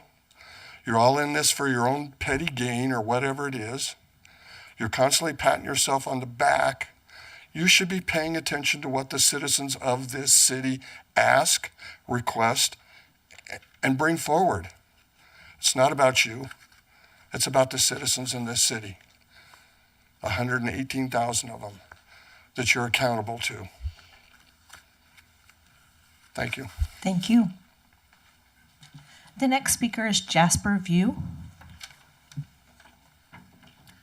Jasper had to leave, so he left his comments with me, if that's okay, if I can go and read it for him. Sure. Okay, thank you. Dear members of the Westminster City Council, I'm honored to stand before you today to express my deepest gratitude for the tireless efforts that you have put into creating an inclusive community for our Hmong community. Your unwavering support has made a significant impact in the lives of the Hmong people in the city. Firstly, I would like to extend my sincere appreciation to the previous members of council and staff for the construction of the top spin courts at Skyline Vista Park. This park has provided an opportunity for our seniors to engage in healthy and traditional activities and sports that they can participate in alongside their peers. This was an important step towards creating a more inclusive and integrated community, and it would not have been possible without the city's support. Secondly, I would like to thank you for all the work that the Ed Perlmutter, Commissioner O'Dorisio, and members of council in these chairs tonight for working to establish a Lao Hmong Memorial, a monument that honors the bravery and sacrifices of the Hmong SGUs during the Vietnam War. Both of my grandpas served as SGUs in the war to ensure our culture, our people, and our legacy will continue to live on in future generations. We are excited that the monument will serve as a reminder of the resilience and strength of the Hmong community, and it is a powerful symbol of our heritage and culture. Finally, I would like to express my gratitude for your overall commitment to inclusivity in this city. Your efforts to create an inclusive community for all have not gone unnoticed. Your support of multicultural events and activities has fostered a sense of belonging and community for people of all backgrounds, and this is something that we can all be proud of. I'd like to end my testimony tonight with a quote by Mark Twain: "Actions speak louder than words." I believe Westminster City Council and their staff have walked the walk on their commitments, and I'd like to thank the council for your dedication, commitment, and unwavering support and inclusion of the Hmong community. The efforts that you have made to create a more inclusive and welcoming community have not gone unnoticed. I hope that we can continue to work together to make our city a better place for all. Thank you. Thank you. That was the last person I had signed up to speak live. And I had a note that there may have been a Lao Hmong speaker that didn't get signed up. No? I think he left earlier, so. Okay, thank you. Okay, before we go to voicemails, I have a request for a quick break. Okay.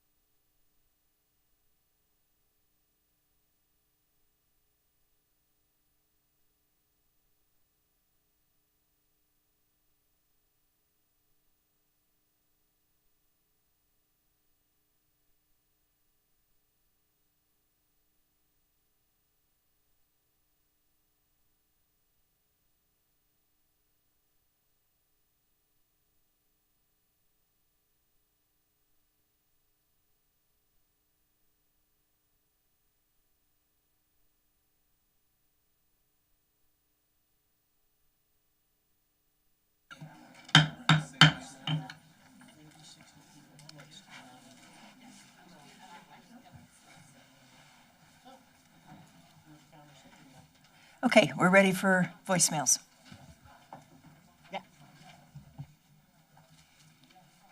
Hi there, my name is Dan Weaver, and I'm calling to ask the City Council not to vote to build a new water treatment plant. I don't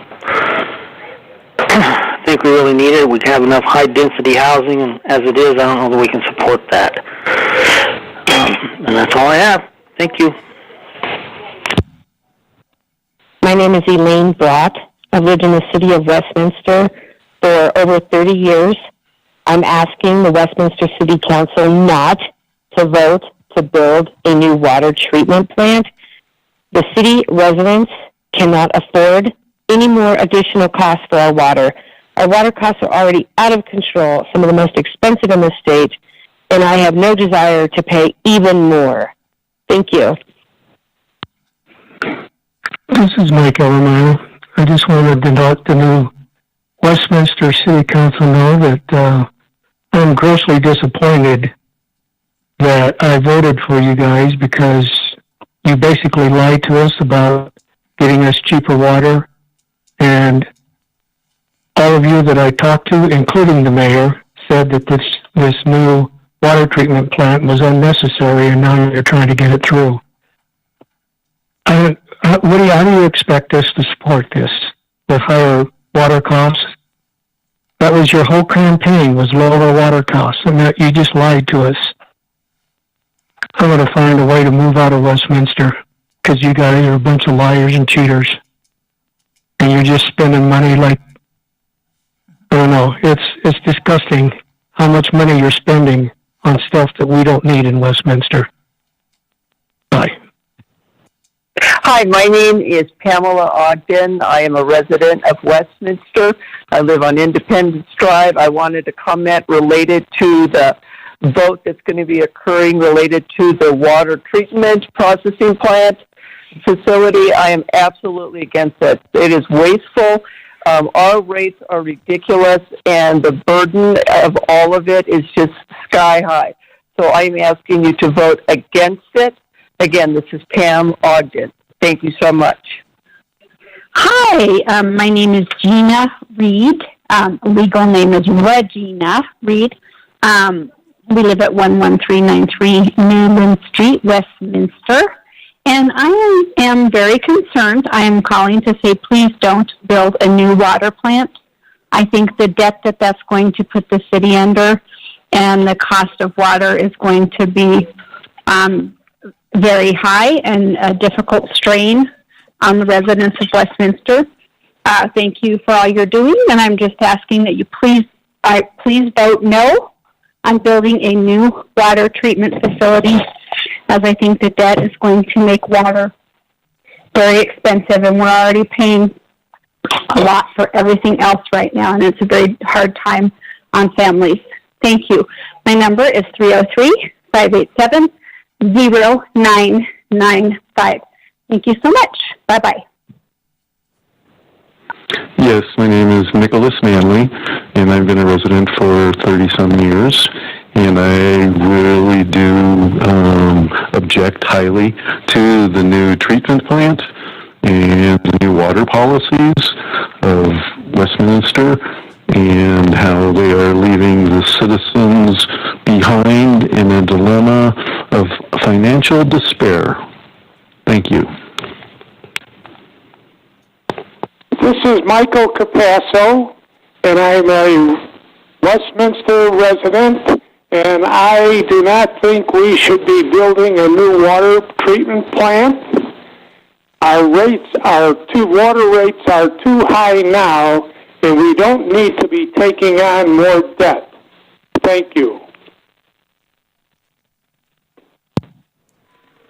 My name is Randy Moyle. I'm a resident of Westminster. Please do not build a new plant.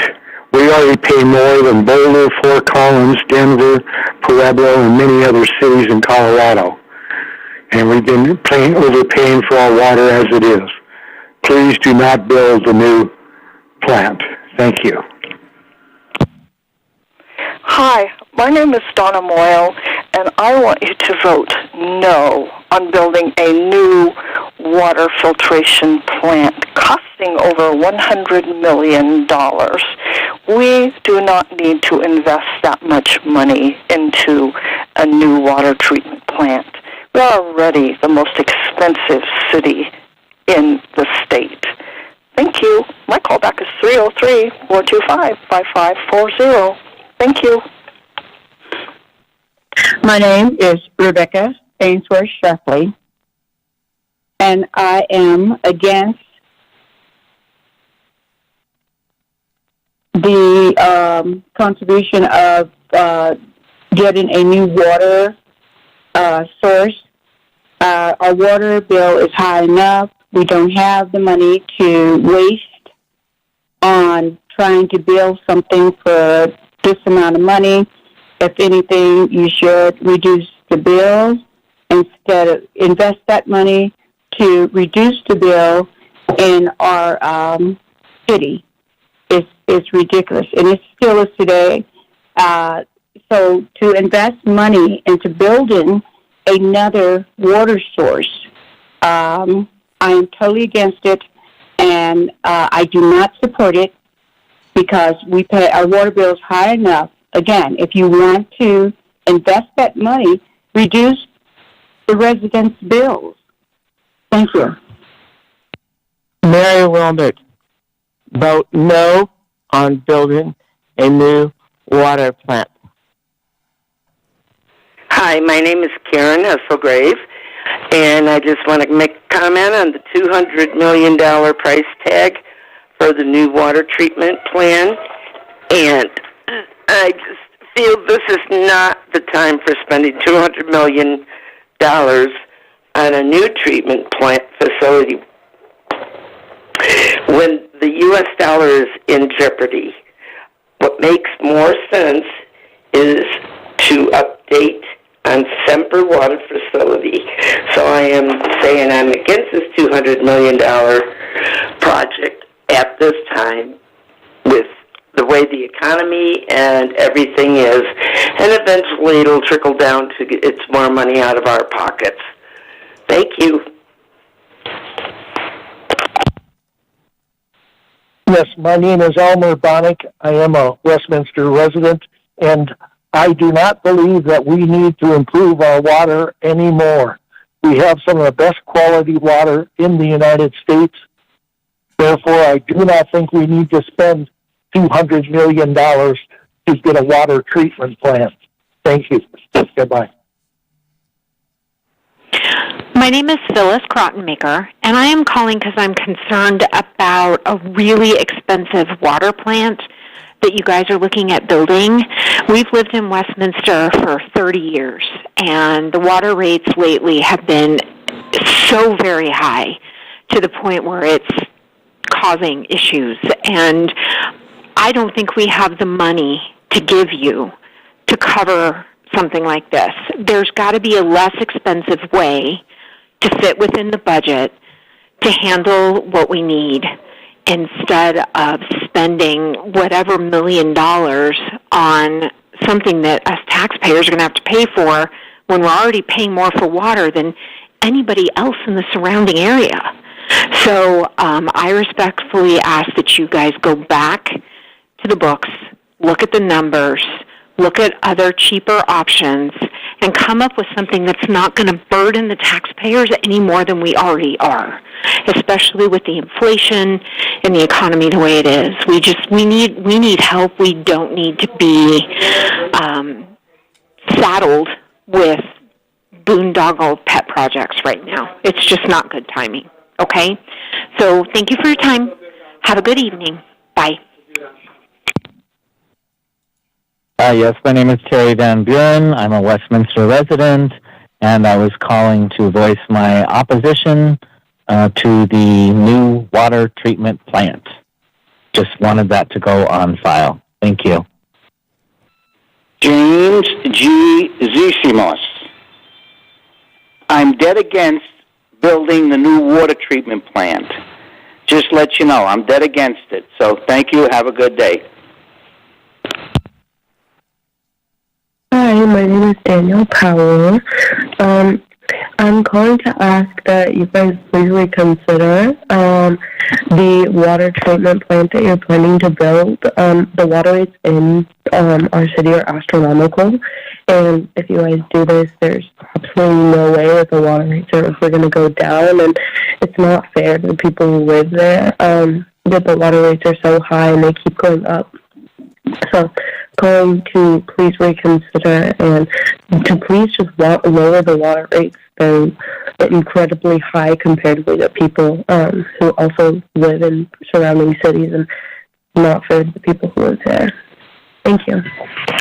Yes, my name is Stephen Graham. I'm a homeowner and a Colorado native that lives in Westminster over in the West Cliff area. And I'm very concerned about the cost of a water treatment plant that's proposed. I believe that you're looking at them on the 24th or Monday.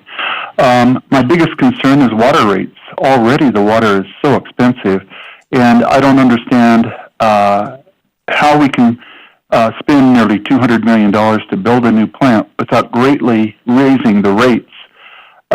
So if there are other alternatives, any other alternatives, I hope that they're very carefully considered, as this greatly concerns me with the water rates.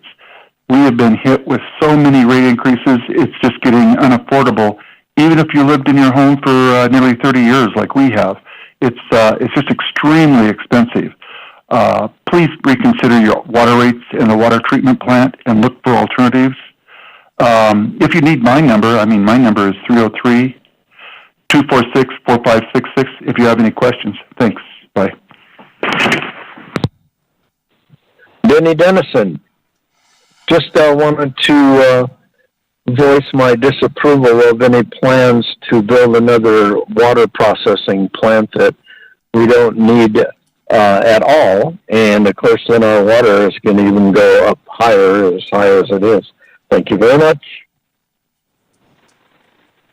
My name is Joyce Bachman, and it is my understanding that the City Council is considering a new water treatment plant.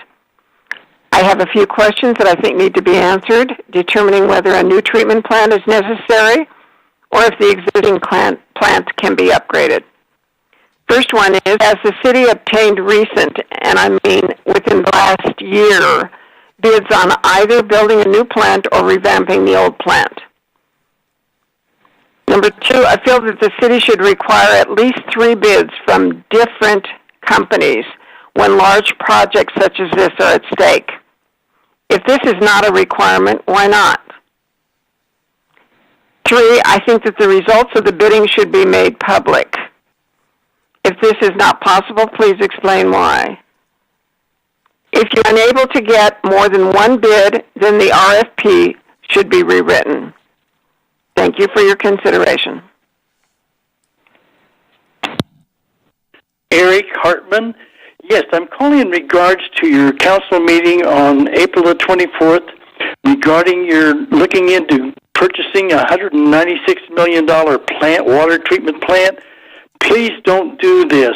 Our rates are high now. We need to lower the rates. It's very wasteful. It's overpriced. And I have been a resident forever here in Westminster, and we just need rates lowered, not make them more. It's going to go up. So please reconsider this for the people that live here in Westminster. So anything I do, please help. Don't do this. Lower the rates. Reconsider. Thank you.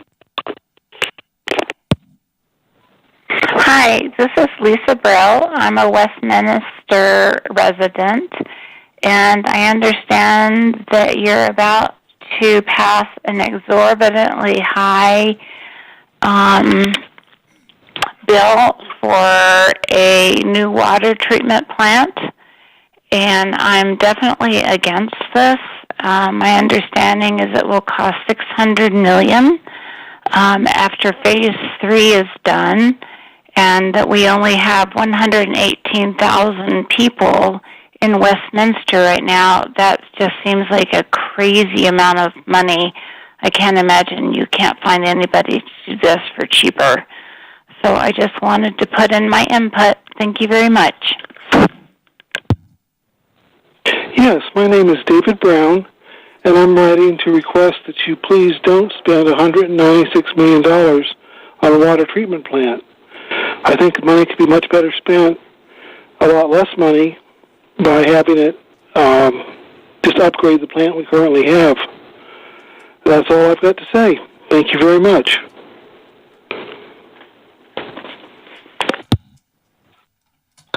Hello, my name is Dara Richley. I have been a Westminster resident for the past 40 years. I would like to comment on the new water treatment plant that you want to build for an outrageous amount of money. I personally think that money could go elsewhere. I think another water treatment plant is a total waste of funds. And I'm so tired of City Council just voting things in without taking into consideration how people feel on the subject.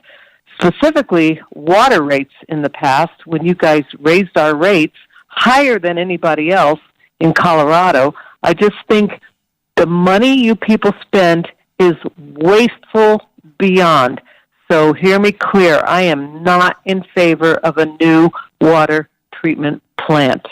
Please, do not vote for this, okay? You got a handful of people making bad decisions for an entire group of people. We do not support this. Thank you. Hello, my name is Paul Carr, and I've been a longtime resident of Westminster, and I understand that the City Council is looking at the expense of building a new water plant on Westminster Boulevard. I am very much opposed to this idea, being that the previous council was recalled because of water rates and overspending, and we do not need to have the highest water bills in the state of Colorado. We need to look at other alternatives as opposed to building a new water plant and refurbishing what we already have, as other municipalities have done in the state. So I would like to remind Nancy McNally that my vote for her was her pledge to lower water rates. There is no way that building this new plant is going to follow that same vein. So be aware that us citizens of Westminster are not in line with this big spending for water. Take care. Hi, I go by Tobin Bereznak, 9541 Dudley Drive. I comprehend there is an offer on the table to build a new water treatment plant. I conditionally accept your offer if you can show me that it's safe and won't add any new chemicals to input water or the output water. If you are not able to prove this by providing consistent results from testing from a third party selected by residents of Westminster, then you agree to 2x return of the cost to the residents. I appreciate your time. Thank you. My name is John Bryan, resident of Westminster, and I just would like everyone there to honor their 2021 promises that got you elected to your position about reducing our water rates. We don't need any more water rate spending from you guys. Thank you.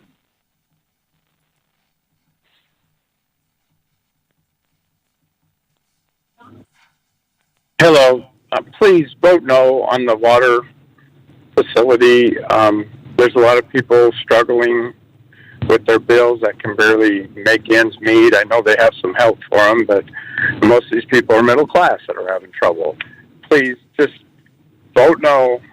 My name is Gordon Reed. Thank you. Hello and good day. This is Paul Fowler. That's S. This is Frank, OWLER. I've been a resident of this city for over 25 years, and I've seen nothing but a steady decline. And the absence of you keeping your promise to lower water rates is ridiculous when you're trying to build a new water plant for an exuberant amount of money, when cities close to us have done it, have either built a new system for a lot less money, or they've revamped their old system for fractions of the cost, stating Boulder and Thornton also in retrospect. Now, I'm still wondering why we're taking away streets for bike lanes also. This is ridiculous. I don't understand. Bikes don't pay any registration for that extra lane that they're taking away from registered cars and the taxes that we pay with our gas and everything else. But this water deal is just ridiculous. I can't understand why we're trying to build a new water plant and we're going back for a second opinion. And who are we going for their second opinion? The exact same people who gave us the first opinion, which is utterly preposterous. I can't understand how ignorant that this city council is become.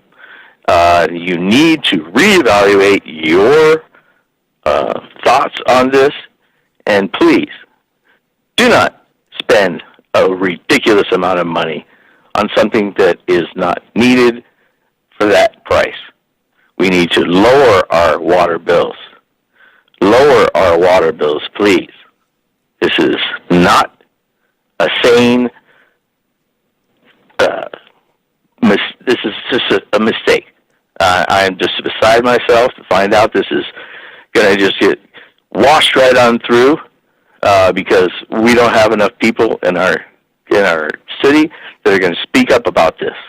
Well, I'm speaking up about this for myself and my family and my kids, who will probably still live in this city unless they're forced out by ridiculous bills.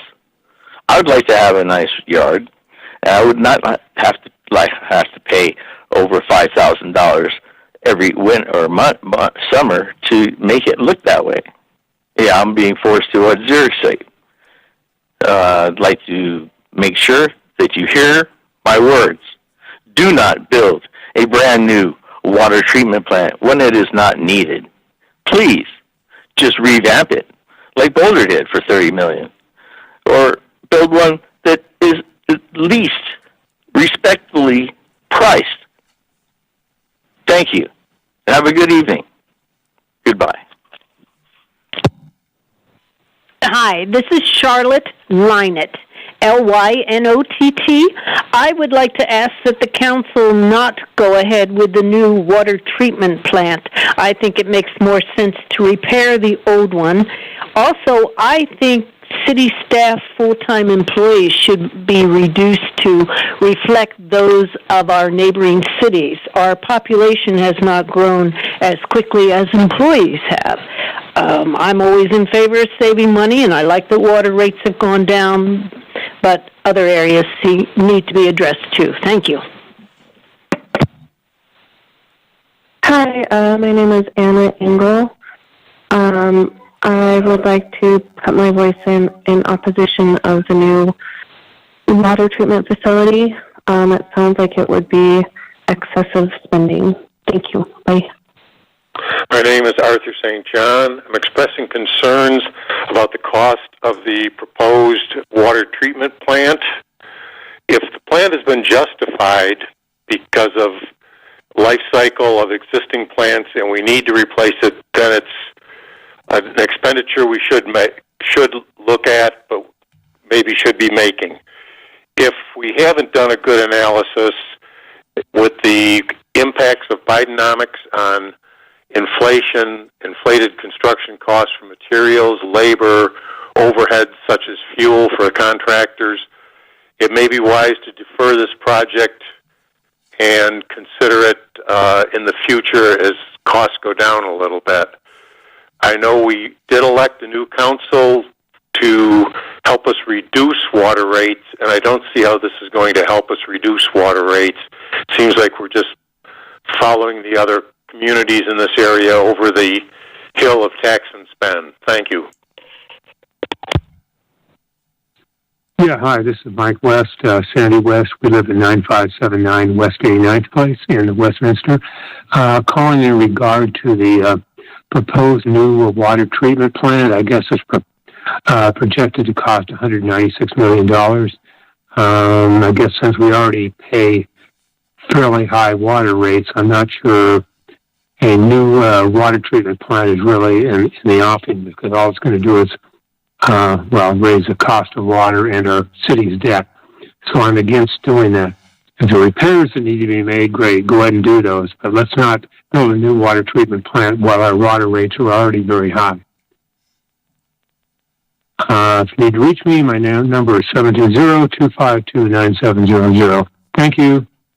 Oh, yeah, by the way, I guess the city council promised to lower the water rates. Well, we're not there now, so adding a new water treatment plant and its corresponding debt is not going to help lower costs at all. Thank you. Hello, this is Jody Muser, 303-430-5858. I am a resident of Westminster, and I understand that you will be voting on a $196 million water treatment plant on Monday. I hope you will reconsider doing that. I think our rates are already too high, and that we don't need another plant. The one we have now is working beautifully, and it's just going to increase our rates beyond what they are now, which is way too high. And I hope you will just reconsider and won't pass this. Thank you. Bye. Hi, my name is Ronald Thomas Shepard. I'm a resident of Westminster. I'm fully against you and your proposal for another water treatment plant. We've got one that's adequate right now. You're slaying your citizens with high rates, not just you guys, but the utilities, the gas prices, the inflation, the milk prices, the egg prices, the meat prices. I mean, come on, man. Just think about it. You are squeezing off the middle class and making them poor. And forget about the poor. I don't know how they make it. But for God's sake, don't do another plant. We don't need it right now. We don't need your high rates anymore. You promised lower rates in November of 21. Please honor it. Please honor it. Thank you. Mm-hmm. Hello, my name is Christina Beatty, and I'm a resident and homeowner of Westminster. I would like to ask Council to reconsider the proposal to build a new water treatment plant. My understanding is that the current plant is capable of meeting the existing and known upcoming regulations, and it also has the required capacity to support the city. While it's very possible the existing system will require some upgrades to support yet unknown regulations that we all expect to come in the future, I still believe this to be a more cost-effective solution than building a new system. Some of our neighboring cities have also come to that same conclusion. Upgrading the existing system is not as glamorous or fancy as a brand new system, and I'm sure not very exciting for city management to present to you, but it is Council's responsibility to hold them accountable for providing solutions that are reasonable in cost and keep Westminster an affordable place to live. Don't be fooled into thinking the cost of this proposal is only for the amount of the contract you are considering tonight. The actual cost you are committing the city to is the total of the multi-phase project plus the borrowing costs to fund this, not even taking into consideration inflation or cost overruns that will likely occur. By the time you realize it, you are too far into the project to stop.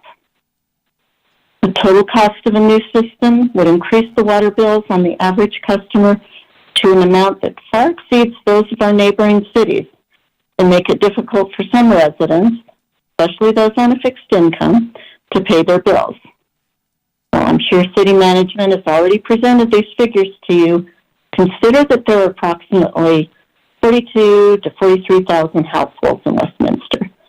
Divide just the known contract costs of this first phase amongst them, and they're looking at about $3,800 per household. Add the borrowing costs and the cost for the 2 additional phases required in order to meet our existing capacity, and it will likely triple or quadruple. With the average salary in Westminster at about $52,000, a big percentage of their income would have to go to pay for what you are voting on tonight. How do you want to think about the impact of this to the 10% of citizens who are seniors, many on a fixed income? Rental prices will go up to cover the landlord's water costs, and ultimately the valuation of homes will go down as people will simply buy homes in other more reasonably priced cities. And we all know that as valuations go down, so does the tax revenue for city services. Think about the water portion of your bill going up. Let's say only an increase of $1 per 1,000 gallons. $1 per 1,000 gallons is a 27% increase, at least based on my bill. 27% is not insignificant. Think about your bills going up 20%, 7%. How do you feel? Did you get a 27% raise this year? Social Security went up 8% this year, and that was a record increase. Is the city willing to cut back on other expenses to help pay for this new water treatment plant? I suspect not, but you are asking the citizens you are representing to cut back on other expenses in order to pay for a system they maybe don't need and certainly didn't ask for. Please reconsider. Thank you for your time. This message is for the Westminster City Council. My name is Sharon D. Keel. I've been a resident here for 45 years in South Westminster. I wanted to address this water treatment plant. I do not believe it is necessary, not to the extent that they want to put $200 million into a new plant. I think they can make do with what they have with necessary modifications or remodel or whatever. I'm concerned that they keep building condos and apartments and townhouses, and that takes more water, more of our precious water.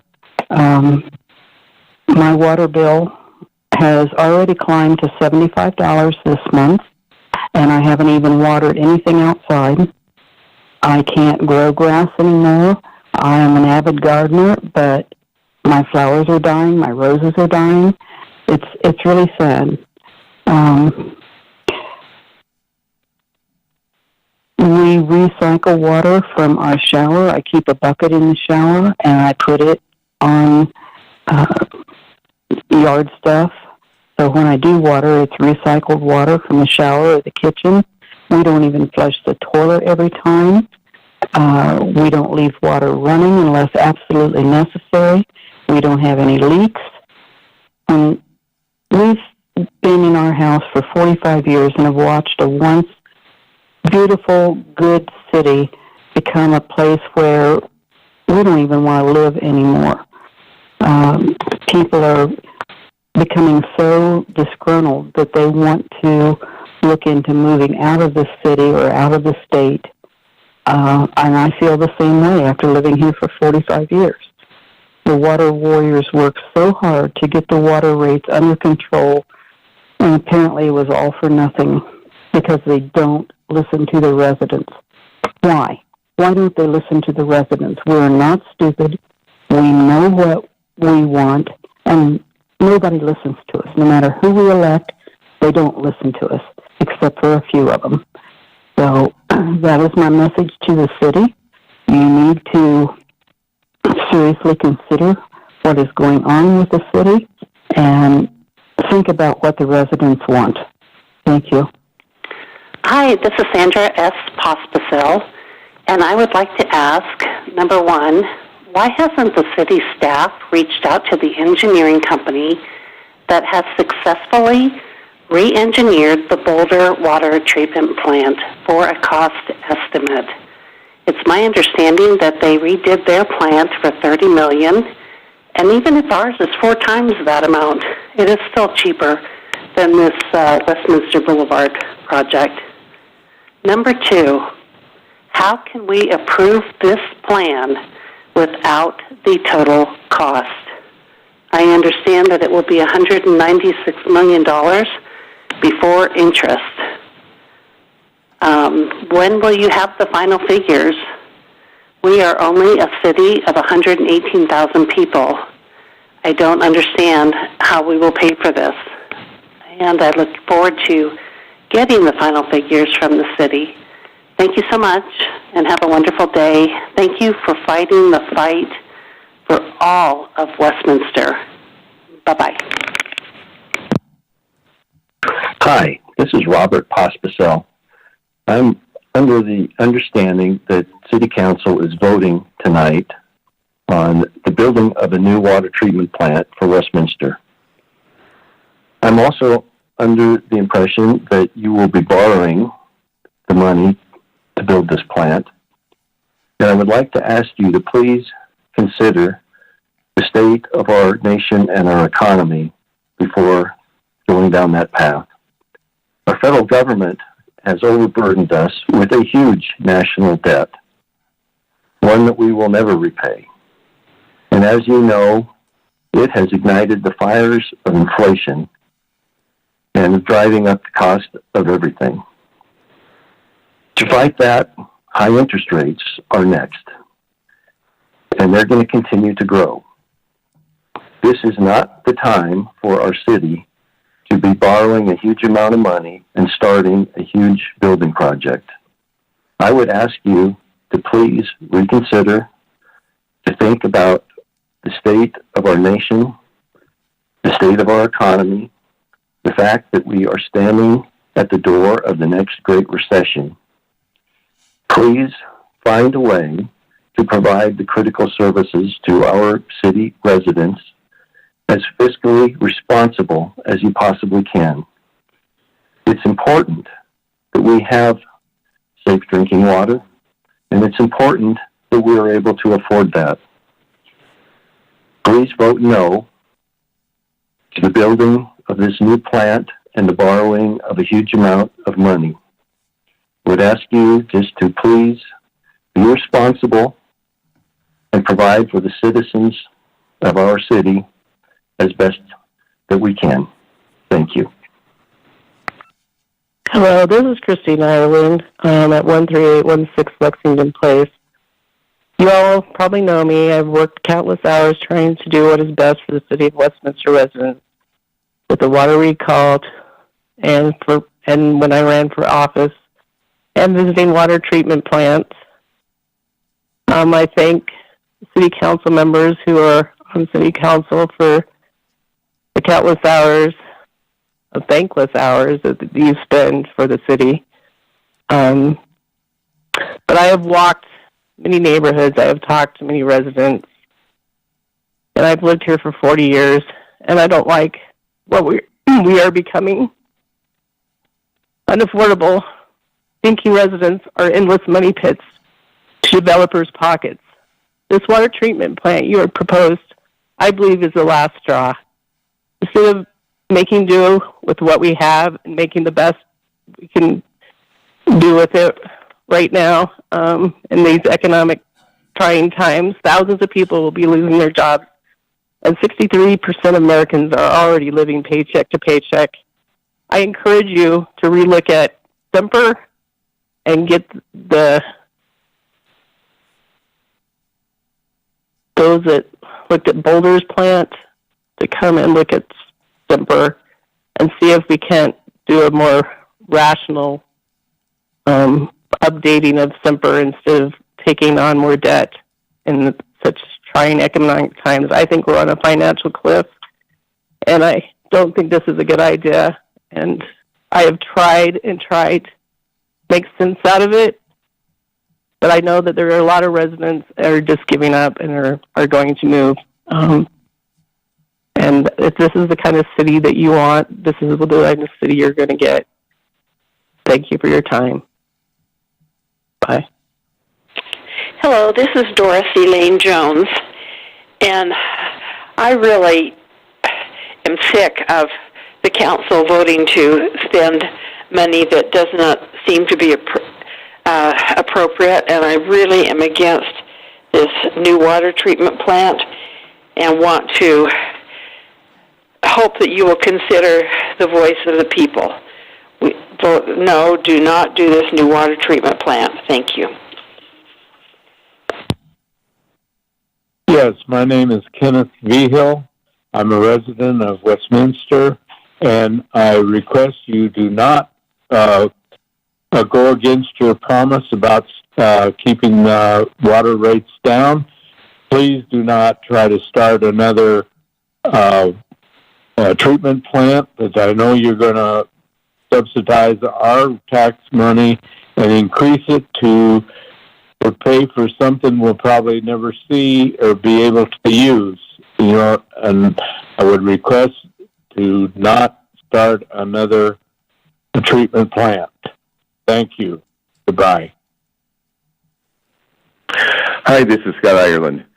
I wish I could be there this evening, but I have other commitments, but did want my voice to be heard. This will be the third time that I've shared my thoughts with the City Council. The first time was prior to the large water increase in 2018.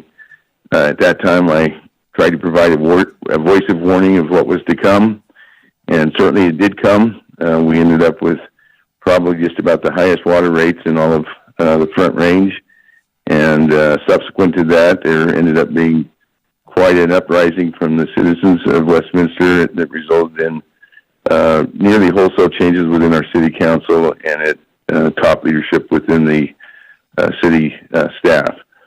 And fortunately, that helped drive and promote a change that resulted in lower water rates. And that was the second time I showed up to thank the City Council for the action that they took there. I'm back here now for a third time, again, unfortunately, with the voice of warning. I am concerned that as we go forward with plans for a new water treatment facility, that we're going to be right back on the path that will end up with, once again, some of the highest or very highest water rates in all of Colorado. I just don't see how you can eventually not end up there in order to service the debt that will be associated with that. Water rates it will be the solution probably to pay that off, and I don't think we want to saddle our city with that kind of debt, particularly not understanding the full cost of all three phases. I think that my biggest concern probably is that we don't really seem like have been able to articulate what the full cost for all three phases will be, nor have we been able to explain satisfactorily exactly why the water treatment facility is needed. I mean, there's a number of assorted and sundry reasons and justifications I've been given, but it seems like it's varied from, we need more capacity to we need to have some mitigation plan in case there's a fire event in our watershed. And the justification for each of those and several other reasons seems to be a bit weak. I just feel like that we don't want to rush this thing. We need to get it right. I know you guys have spent a lot of time on this, studying and vetting this for many months, in fact, years at this point.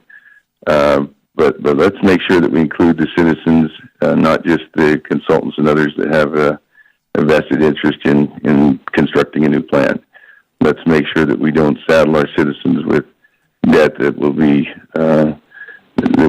overwhelming and cause our rates to go up to a point where it'll be too cost prohibitive to even live in Westminster. I appreciate your time. I'm guessing you're going to do what you're going to do, but I did want to get my voice of warning out there once again. And I hope I'm wrong about this, but if you go forward with it, I'm afraid I'm going to be right once again, and it may end up causing more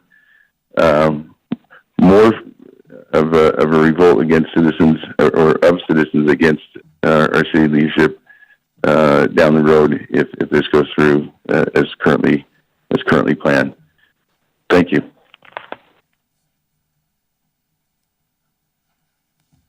That was the last voicemail. Thank you. Thanks to everyone that called in, emailed, or came tonight to speak to us. That brings us to City Manager's report. Good evening, Mayor, Mayor Pro Tem, councilors, ladies and gentlemen in attendance, and anybody who might be watching online this evening. Quick update from my perspective. Next slide. So from an update perspective, one of the things I wanted to share with the council and certainly the community is that earlier this month, the city received the profit-sharing check for the very first ownership residential project in downtown Westminster. That's a big step for us. In an effort to create a new residential market in this location, the city entered into a development agreement that allowed for a discounted land purchase price of $5 per square foot up front with the potential of sharing any profits with the developer. And so this first project has been very, very successful. The city received a profit sharing check in the amount of over $550,000. By adding this to that original land sale price results in a modified land sale price of over $16 per square foot. And so the system envisioned and established for growing and building our downtown is well underway and doing what it should. So good news, and appreciate all the work from the city team and certainly the support of the city council. A lot of folks ask about the Diekman property. That's a house that burned down, or a complex, if you will, that burned down on 92nd Avenue, just in front of Tri-City Baptist Church. The good news is that staff has opened up the process for the cleanup bid. We're hopeful that once those bids come in, we evaluate those bids, and then we can begin the cleanup in early July, completed by this fall. And so good news there. Another one, we had a manufacturer of homes called Fading West that had invited city staff to go down a week ago Friday to Buena Vista. Notice I said Buena Vista. I was told it's not called Buena Vista, so I'm learning. Essentially, they have homes that come in a factory, and they move them along an assembly line, much like a car is produced. Absolutely minimal waste because they use engineered lumber to build, so they order the size and the pieces of their wood exactly as they were. There was no sawdust on the entire floor of the complex. It was awesome. And then they use the lean process, much like Toyota when they build a car. That's how they build a portion of a home that moves through the facility. Just a fascinating process, and we're very, very hopeful that they can bring that project as proposed to Westminster, but time will tell. And so just an exciting opportunity to see how the home building industry is growing, progressing, and in this case, becoming quite lean. So that was a very interesting visit. Next slide.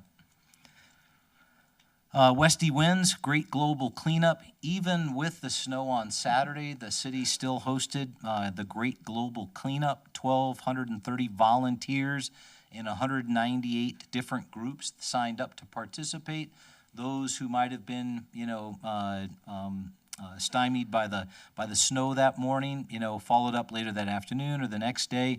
But just a great event on Saturday, and I'm very, very glad that folks came out. City staff will be picking up orange garbage bags that trash and debris were put into in the next couple weeks. We're here to tell you that if you want to get an orange garbage bag, let us know. We'll get those to you, and have at it. Keep going. I would offer that we shouldn't have to wait for once a year to do a great global cleanup. Frankly, we should all be leaving no trace in our community, and that is, if you see something, pick it up, or if it's too big to pick up, just call us and tell us where it's at, and we'll send folks out to police it up. As long as it's on public property, it gets a little more tricky on private property. But I guess my message to the community is We've got 118,000 people in our community.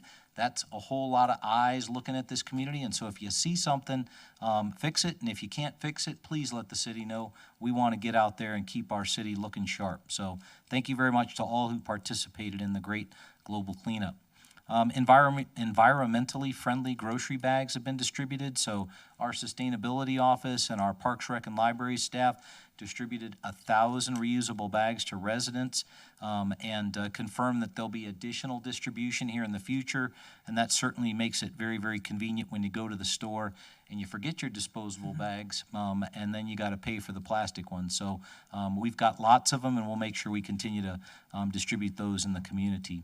Our emergency management team and Xfinity donated most of those bags that were used in that distribution. So good partnerships there. The other thing I would tell you is that the city's nature play park won the Elite Award as the visual marvel. So Colorado Contractors Association awarded the city's nature play park, which is down at Westminster Station Park. They awarded the group's Elite Infrastructure Construction Excellence Award for the project under $10 million last week. And our Nature Play Park, obviously a beautiful new park on our south side in historic Westminster. It incorporates natural play elements, and it's certainly ADA compliant. So a nice addition to our community, and we certainly appreciate the community's partnership in that design and bringing that new amenity to our community. Next slide. Some things to know: Planning Commission meeting Tuesday, tomorrow, 7 to 9 p.m. right here at City Hall. Environmental Advisory Board meeting this week, Wednesday, 6:30 to 8 p.m. right here at City Hall in the CMO conference room. Historic Landmark Board meeting Wednesday from 7 to 8:30 p.m. down in the PRL conference room number B, or letter B. And City Council study session next Monday, May 1st, 6:30 in the council boardroom. Next slide. Council did receive a report out on 2023 boards and commission goals. We appreciate all the work from our board and commission members to put those together, and our staff liaisons for helping with those, and certainly counselors who are connected with those boards and commissions. Next slide. And as always, the city team wants to reach out and communicate, talk, work with our community. We want to be accessible. We want to be responsive, transparent, accountable. If you need to contact the city, please do so. Lots of ways to do that. If you want to contact me directly, you can certainly do that at 303-658-2006. You can email me at mfreitag@cityofwestminster.us. You can follow us on Twitter. You can like us on Facebook. You can connect with us on, what was that, Instagram? Yes. Instagram? Yeah, thank you. And then you can ring our bell at next door. So lots of ways to stay in touch with you, but the message is we're open, we're available, and we want to respond. And so help us out and reach out, give us a call. Thank you. Thank you. Any questions for the city manager? Thank you. That brings us to council comments. Councilor Baker. Hi there. Thank you, Mayor. This week I looked at some of the agendas of the people sitting on this council, and one struck me as very profound. Councilor Azadi's first goal was to restore trust between the people and the government. A very wise goal, and a goal that can be achieved every day as long as we are transparent and thorough and listen to what the citizens ask of us. I think we've heard some asks. I don't think they were arranged. I don't think they were coached. I think they were genuine. And even though some have expressed doubts to that, I think we can hear the authenticity in the speakers. And I was struck by a couple of them. A once beautiful city. Okay, because I think any honest evaluation of some of our less affluent neighborhoods is they have seen a diminishment of the beauty they possess and hold. And I think it's directly related to the price of water. If you read the research stuff, when you look at the increased blockchain pricing structure, all the academic research says it's intentionally designed to permanently reduce water use. So I urge my council members to be curious, to ask questions, and there will be an opportunity later tonight to do just that. Thank you. Thank you. Anyone else? That brings us to consent agenda, items 8A through G. Mayor Pro Tem? Thank you, Mayor. I move to adopt consent agenda items 8A through 8G. Councilor Seymour? Second. It's been moved and seconded to approve items 8A through G. Is there any further discussion? Roll call, please. Councilor Baker. Yes. Mayor Pro Tem Demott. Yes. Councilor Emmons. Yes. Councilor Azadi. Yes. Mayor McNally. Yes. Councilor Nermella. Yes. And Councilor Seymour. Yes. The motion passes on a 7-0 vote. That brings us to Councilor's Bill number 26. Mayor Pro Tem? Thank you, Mayor. I move to pass Councilor Bill number 26 on first reading, vacating a portion of Craft Street right-of-way within Federal View subdivision. Councilor Emmons? Second. It's been moved and seconded to pass Councilor's Bill number 26. Is there any further discussion? Roll call, please. Mayor? Councilor Baker? Yes, this appears to me that there was a change in the plan for this thing because it's a very narrow sort of slice of property that's now going to return to street because it was going to be a cul-de-sac, and now they've gone back to an original plan. Is that what happened here, and when was it first done? I'm going to ask Community Development Director Downing to come up. He's got the history on this one. Welcome.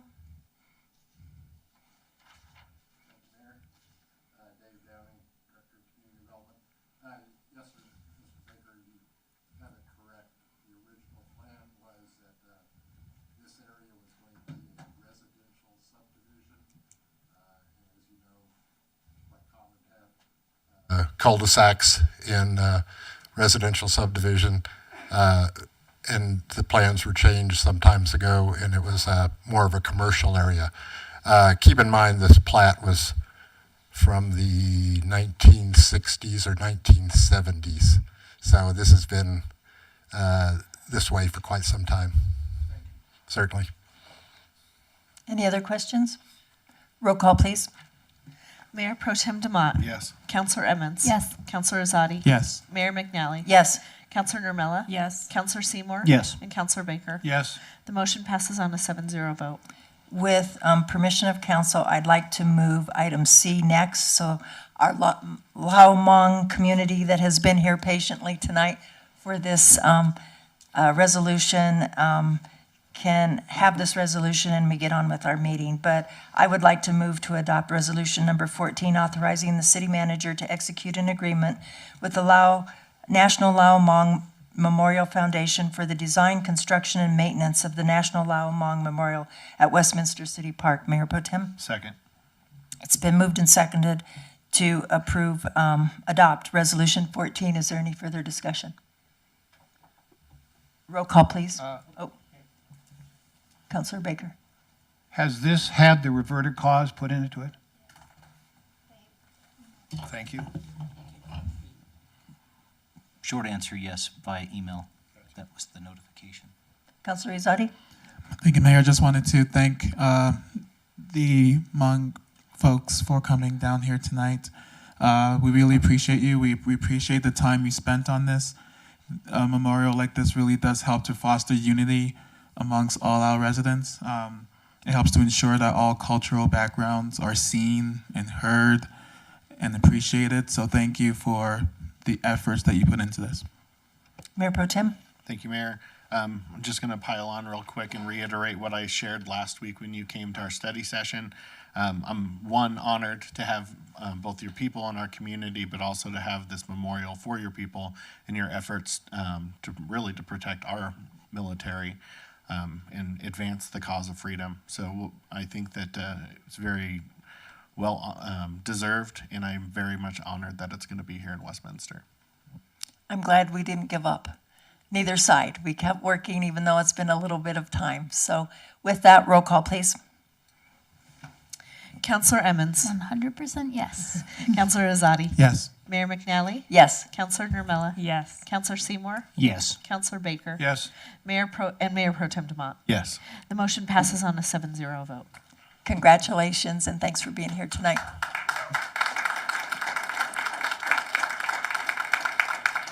That brings us to resolution number 13. Mayor Pro Tem.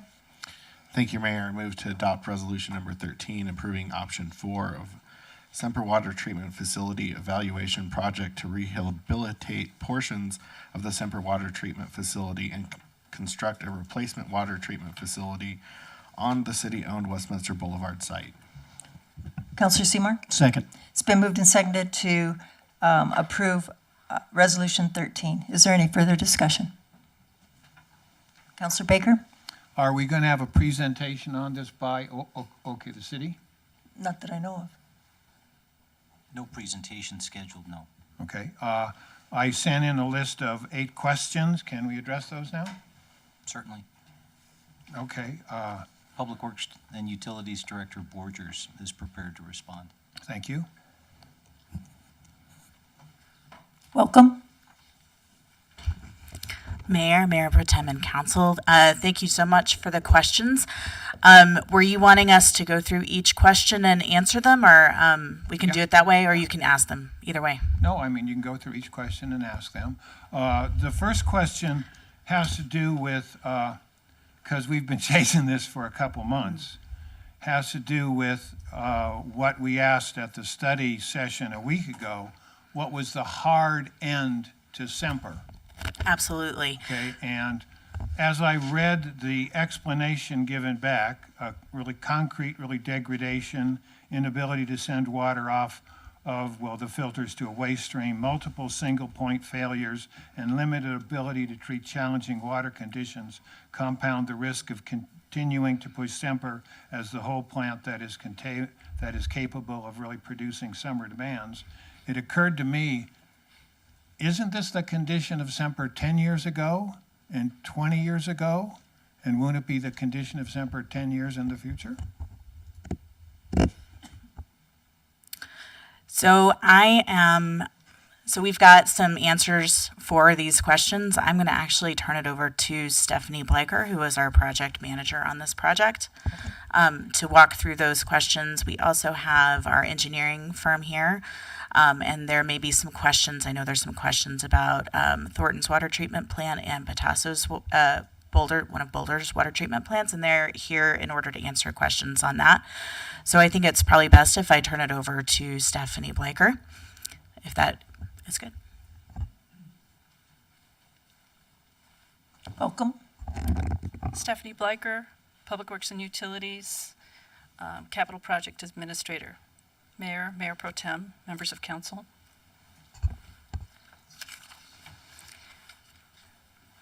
So Councilor Baker, I heard your first question as, how is Semper any different than it was 10 years ago? It's a good question. You recounted 3 things. One of them was ability to treat challenging water, wildfire, floods. In that respect, it's really not that different. We could have encountered a problem where Semper could not treat that water 10 years ago. So you're correct. Regulatory requirements that are federally driven continually evolved. And 10 years ago, they were different than they are today. In the last year, we were downgraded at Semper. And so those keep rolling in. Ability to treat water and replace a treatment facility at the same time. You want a house to live in as you're having it reconstructed? Do you move out? We don't have a second water treatment facility that can meet Westminster's full demand. And Semper's built in such a way that we can't treat and rebuild it at the same time. That's a problem today as it was 10 years ago. Concrete structure, I think you mentioned that one too. The concrete structures we're talking about are load-bearing structures. So in particular, we're talking about the filters, critical to water treatment, and the clear well that lies underneath the filters in Semper. They're all one unit. They're not what we call the bifurcated underneath the filters. So the clear well is one single unit. That structure has been degrading over time. So when we talk about concrete, we're also talking about the rebar in the concrete. And the rebar is crucial to its strength. And as we see signs of water seeping through the concrete, we know that it is reaching the rebar. And if it's reaching the rebar, water will cause rebar to oxidize away. Hence, the strength diminishes. So 10 years ago, yes, different. 10 years from now, yes, different. 20 years from now, yes, different. That is an evolving, changing situation that definitely speaks to Semper's ability to treat water into the future. So how did we come up with the hard stop that Semper is only going to last 10 to 20 years? It would be wonderful if structural concrete, our infrastructure, bridges, if we knew a bridge was going to fail on a certain year or a certain date, we'd know that was the year to replace the bridge. But in fact, we know that doesn't happen because we know, you've seen it on the news, where there are bridges that fail. Those are structural concrete supporting loads, not unlike the clear well underneath Semper that supports a considerable load of the water that it holds. So that is not something that I have ever and probably ever will hear a structural engineer say, this bridge is going to last until 2027, August. That doesn't happen because nobody can see inside those walls and really know what that critical failure point is through that whole wall of rebar. Well, I mean, that's been my exact question. So how did you come up, or how did our city come up with the 10 to 20 year hard stop? Because that's the way I interpreted this 10 to 20 years as a hard stop. That we can no longer use Semper and feel confidence in its safety. I think that what you are hearing is what a structural engineer is recommending. So evaluating Semper's concrete, it's reinforced concrete, just like bridge engineers evaluate bridges and say, this is a reasonable amount of time to continue using this, and beyond that, it is not. That's what you are hearing. So it is the technical expertise of structural engineers that provide that recommendation. And so if I had a different expert, they might give a different opinion. And 10 years from now, the engineers then may make a different evaluation? I don't think that's likely because engineering is,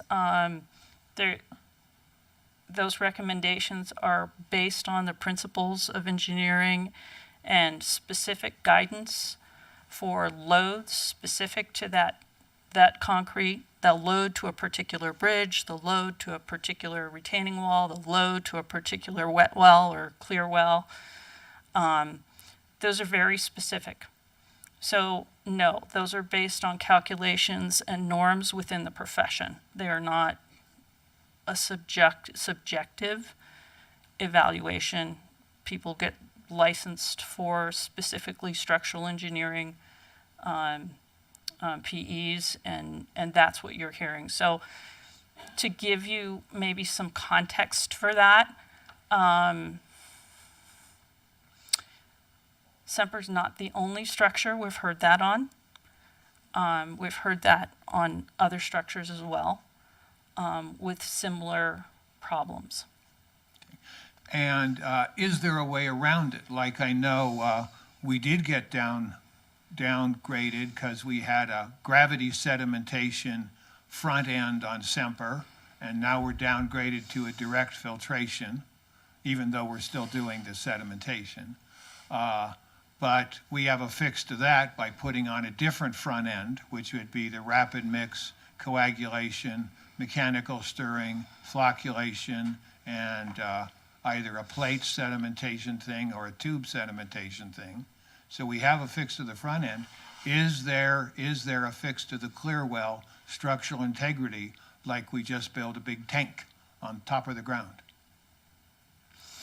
This really gets back to the evaluation that was done over the last year. And this is a question. This was not a recommendation that came out of that evaluation. So that evaluation, as council may recall, was about what can we do to make Semper as good as it can be. We identified single points of failure. We looked at alternatives for treatment. We looked at alternatives for improvement. That is not one of the recommendations that was made. And it probably wasn't made because it's not cost-effective or reasonably feasible. Okay, let's go to number 2, question number 2. I'll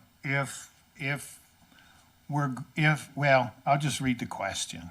After Semper fails in the 10 to 20 year time frame predicted by city engineers, would full replacement capacity for Semper have to be in place and working, i.e. or e.g. the phase 2 components of option 2, 3, and 4? Okay, just for some clarification, it wasn't city engineers who made that recommendation, and we definitely do not want to run Semper to failure. Because if we ran Semper to failure, we know that we cannot meet Westminster's full demand except for about 5 months of the year, and that's that winter demand. Outside of that, we need Semper to meet Westminster's full demand. So doing that would be very consequential to the city. Secondly, the city engineers are not the structural engineers. The structural engineers are the engineers whom the city contracts with. So in this case, CDM structural engineers evaluated the structure. Phase 2. Phase 2 is interesting. As it was said, under Resolution 13, we're continuing 30 MGD of Semper into the future, and we're phasing the initial phase of the treatment facility at a new site that gives the city enough space so that we can treat and then expand, meet regulations because we'll have enough space to do it, and over time, when it's time to replace a portion of the treatment facility, we can replace that portion and continue treating. So yes, there is a future phase. As we're looking at what the demand is now, we're looking at Semper eventually coming offline fully and building two additional trains of treatment. Now, when I say that, let's take a look at that other option that we haven't talked about as much, and that is option 1. Option 1 is to improve Semper in place. That is the $172 million project. We invest in Semper exclusively. The life of that alternative is 20 years. Because at that point, yes, we can improve the concrete, but we can't make it new. We can't get deep bed filtration. We can't treat the most challenging water that inevitably the city will see. And in fact, Semper has seen and has not been able to treat. We've relied on our other treatment facility and been fortunate enough that it's been during a low demand period of time. At that point, what would Semper do?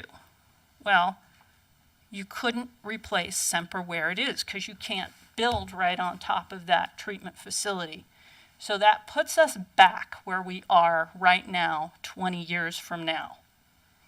Find yourself a new site for your facility where you can meet future regulations and where you have the ability to treat and replace as you go.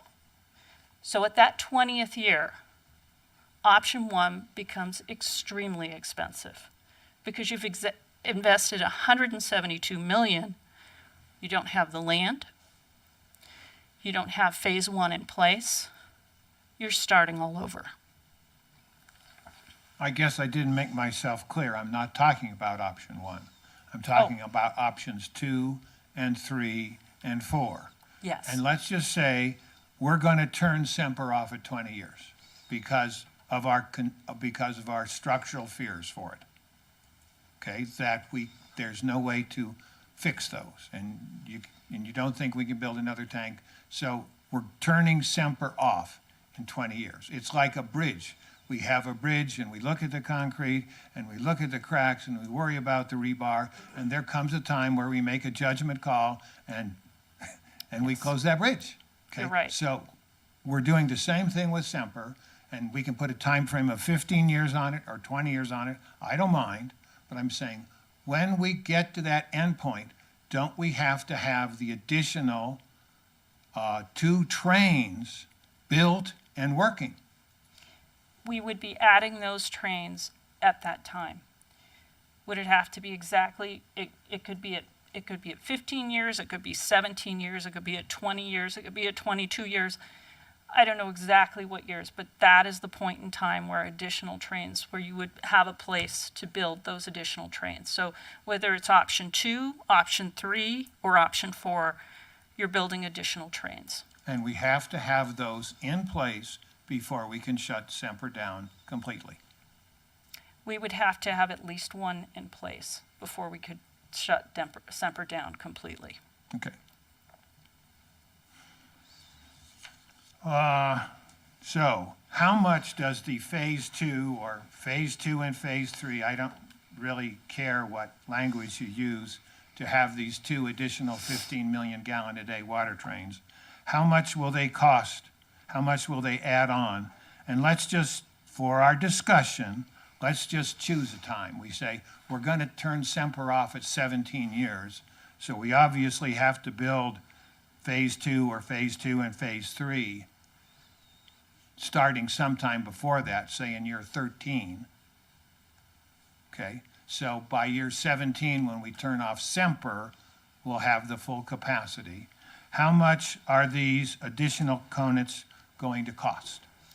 Okay, I'm going to take a step back because once you've built that initial infrastructure for phase 1, you probably don't need that much time because you're really building a treatment train. You're probably doing some other expansion.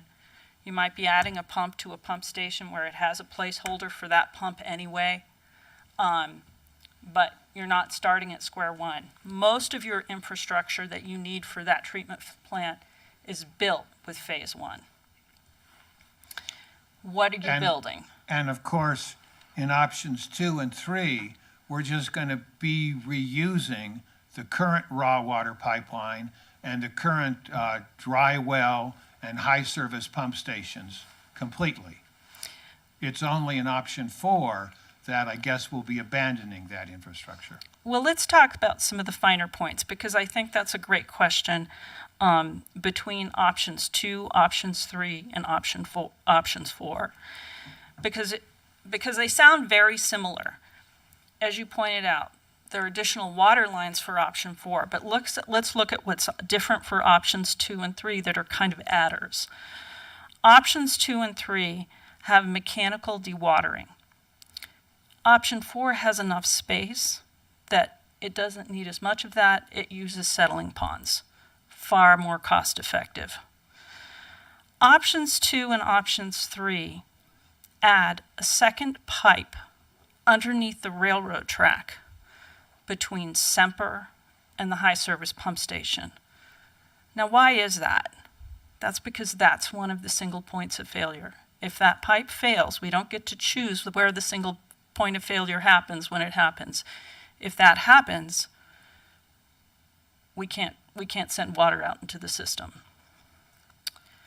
Options 2 and 3 have pump stations that push water through the process. Why is that?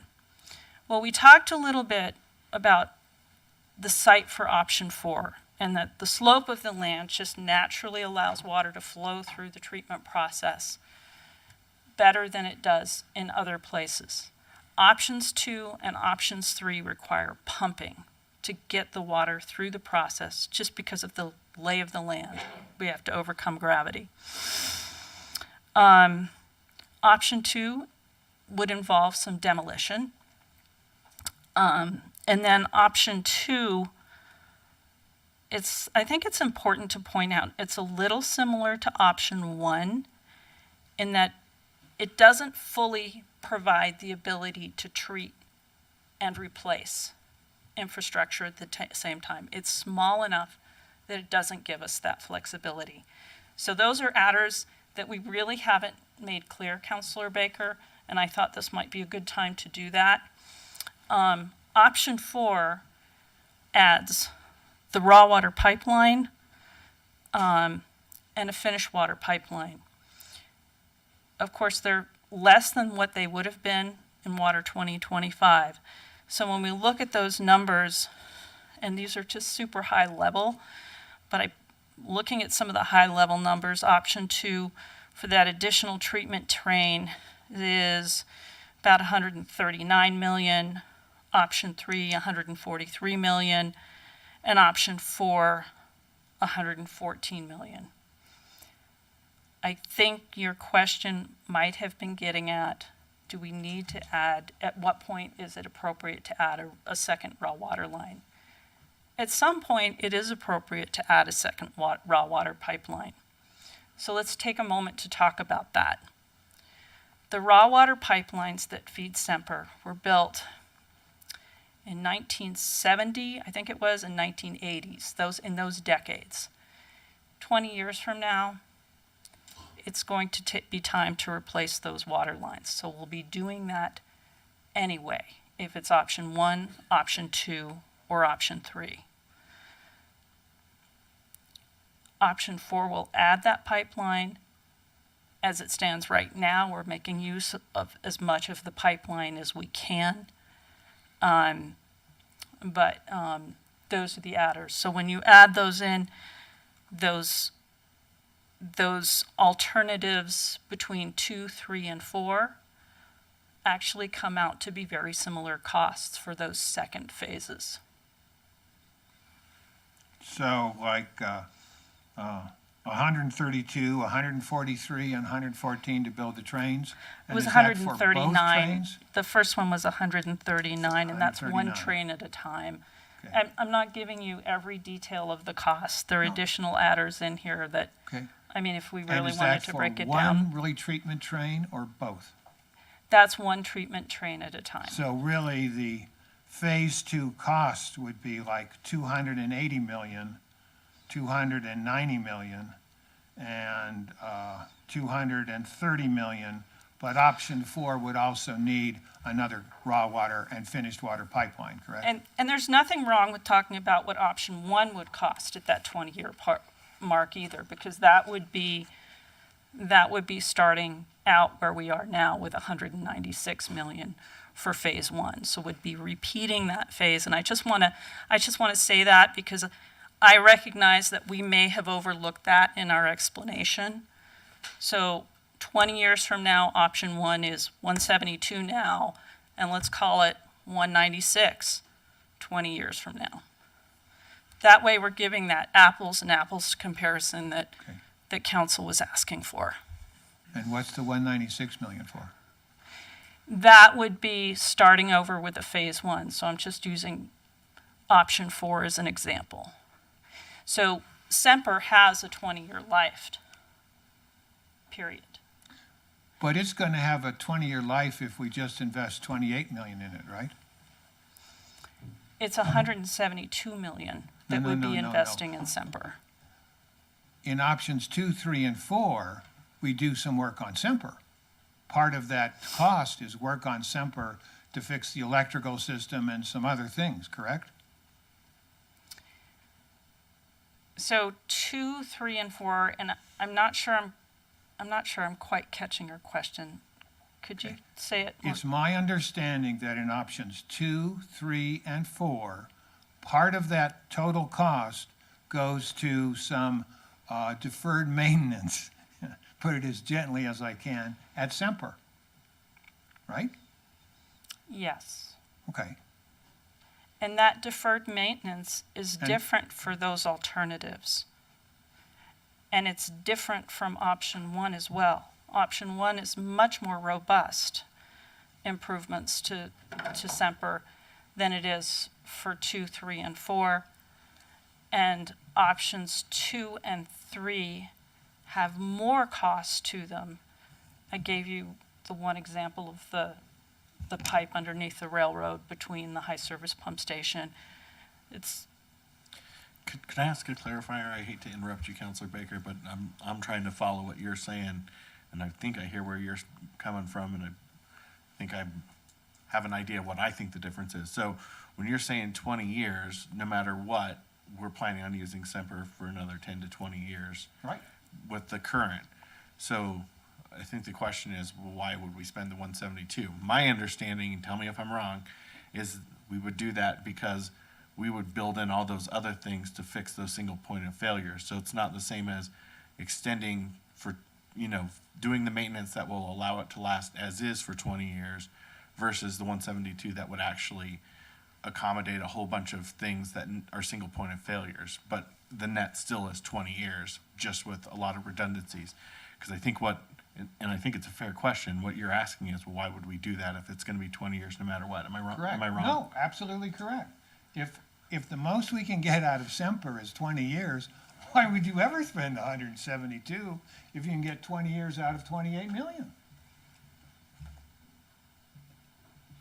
And the second thing, though, my understanding, and so this is where I would look to you to validate my understanding, it's because the 172 isn't just the deferred maintenance that are included in the cost for option 4. In option 2, I think, is it 2 or 1? Whatever the Semper one is, option 1, it would include adding an additional pipe under the railroad, and I don't know all else, but so I can there's all speak those to other that. things. I can speak to that a little. Why would we do more? Because we want to make Semper's treatment capability more robust. We talked about, and this was some months ago, about refiltering water. This is one example.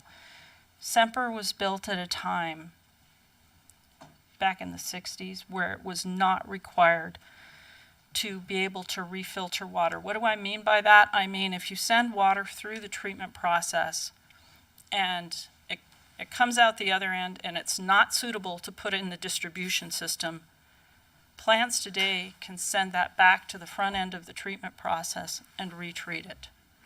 Semper cannot do that. So that means adding that in. That's an additional cost. Roughly 42 million. Solids handling. And basically right now Semper just dumps that water, right? It would have to dump it, but that means you can't put it in the distribution system and provide drinking water. And that is the purpose of the drinking water treatment facility, is to produce drinking water. So when we look at things like, and I'll give you an example, flood conditions, wildfire conditions, Semper can't treat for that. We have a bypass system with the canals so that if the outlet works are being maintained or there's some other reason we can't use the outlet works, we can send water through the bypass system. Semper cannot treat that water. We turn that on twice a year. So given the fact that Semper is there to treat water, these are all improvements that are called for and recommended for Semper. But I'm saying right now, what does Semper do with it? Semper cannot treat it. It does not put that water out into the distribution system. So what does Semper do with that water? Because obviously, if that's tainted somehow, we must get rid of it and then put in new water and start up again. Well, I think if it sent it down into, say, into a sanitary sewer system, it would overwhelm it. So I think it probably just has to stop and slowly bleed off. That's my impression. I'm not an operator. So we haven't had this occur? Yes, we've had it occur. But I mean, you just don't know what they did. I'm not an operator. That's fair. That's fair. They have to drain it. They can't put it out into the system. They can't recycle it, so they have to drain it. Yeah, so they drain it somehow. Okay. Right. And right now, well, the bypass water really must go to Northwest if really Semper can't handle the bypass? The bypass goes to Northwest. Gotcha. Okay. Great. So if we choose option 4 for like the 20 years, and then we have to get phase 2 online before the 20 years, but then at that 20 years, we just abandon the raw water pipelines and all the finished water pipelines out of, Semper, they just get discarded? We would probably use the portions of the raw water pipelines that we could use. How would we use them? We're doing what we can to extend their life now, but yes, you're right, in 20 years. I don't know if it would be feasible to line the pipelines structurally and extend their life. We might have to replace them. That's a difficult question to answer in this moment, but that kind of gives you the way we think about it. I'm not really talking about the really infrastructure that we reuse. I'm talking about the infrastructure that goes to Semper and comes from Semper. That just all gets abandoned at the time we close Semper down. Well, just to be clear, the pipe that leaves the high service pump station, it's right adjacent to Pierce Street. It goes out, it's either into Pierce or in 90th, which are right there. And that's really part of the distribution system. Very short pipeline. Yeah, but I mean, we've got the high service pump station there, so we just wouldn't use that anymore. We do. And so part of the evaluation that's part of this contract for the finished water pipeline is to evaluate how we could use the high service pump station into the future. But let me give you a little context for that. The high service pump station has a similar issue in its wet well. This is the wet well underneath the high service pump station. In that structural engineers, not CDM, happened to be HDR in this case, said, and when this was a high service pump station project they were doing a few years ago, evaluated that concrete, reinforced concrete, and said, do not drain the wet well. You have to leave it full. If you drain it, what happens is it makes the concrete, the reinforced concrete in that wet well more vulnerable to failure. So evaluating the high service pump station for that project, we did the appropriate improvements that were suitable for a 20-year life on the high service pump station, because you can't send water out into the distribution system without the high service pump station, and you can't do that without using the wet well under it. And if that thing has a shorter life, which is what we're hearing, then then that's another vulnerable point. We didn't bring that into this conversation, but I hear you asking the question, so I think it's appropriate in this moment to share that bit of information with you. So we've been planning on abandoning it. We're mindful of its limited life. Thank you. If option 2 is chosen, the requirement that option 4 need at least 2 new water pipelines and 2 new finished water pipelines vastly outweigh the modest $5 million initial price difference? It would be true if it were a $5 million price difference, and it's not. So when I mentioned before the mechanical dewatering that's required at options 2 and options 3 because they're smaller sites, significant add. The second pipeline underneath the treatment, underneath the railroad tracks between High Service and Semper, or options 2 and options 3 as this may be, significant add. Pump stations that need to be run to operate or to pump water through the treatment process for options 2 and options 3, significant add. Demolition at option 2, significant add. So it's not a $5 million difference. It's more than a $5 million difference. It's comparable to option 4 when you look at those things in totality. Well, I was just using the chart you gave us, where it said the cost of option 2 was $201 million, and the cost of option 4 was $196. That's where I got the $5 million difference. I hear you, and we did not give you that detailed breakdown. And so I understand why you're getting that number, and this gives you a little more context to the difference in the cost, because these are all factors we have to put in place to make these options as apples to apples comparison as possible. Yeah. Okay. My only question is words like significant price difference don't have a number attached to them. That's true. And I know it costs more to run a pump to push water through a pipeline, but I really remember in the original CDM Smith Water 2025, one of the few prices we could find was they planned on it costing 92 cents a thousand to make water. So if we have to run a pump, that could run it up to what, 95 cents a thousand? I'd ask CDM that. Okay. Gotcha. I wouldn't hazard a guess. And so then I guess you'd have a hard time answering the second part of that question. Does this savings by utilizing existing infrastructure outweigh the price difference in option 3? Because that was quite a significant price difference.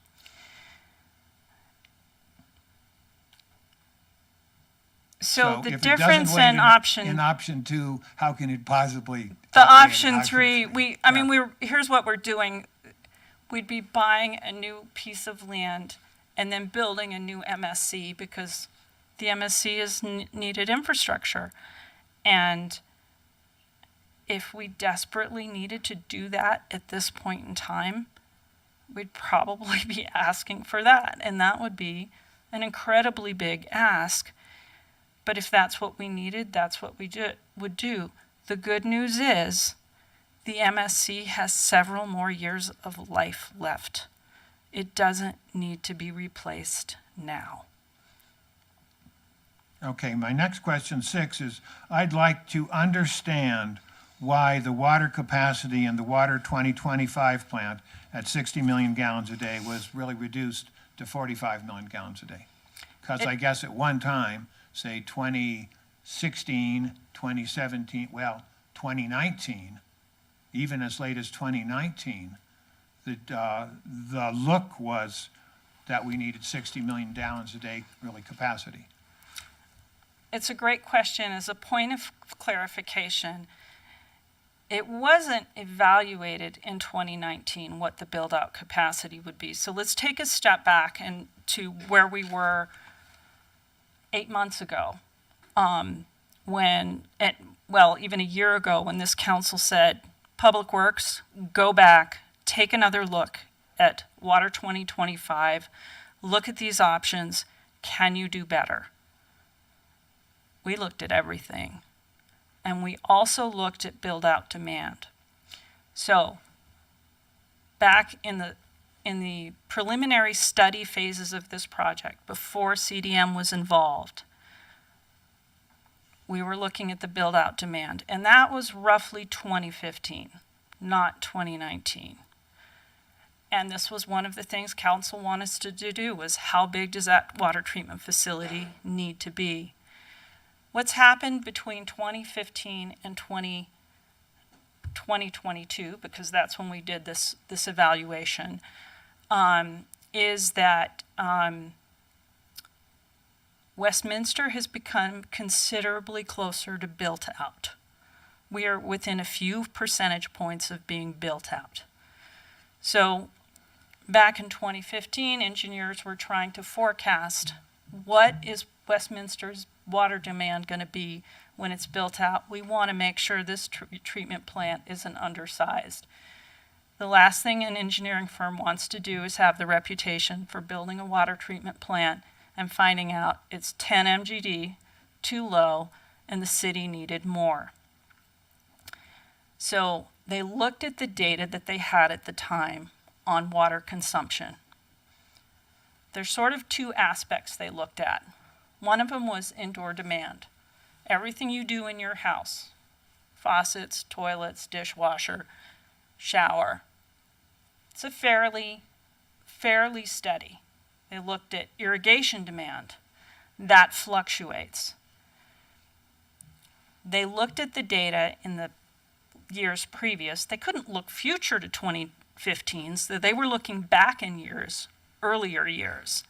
And some of those numbers were pretty high.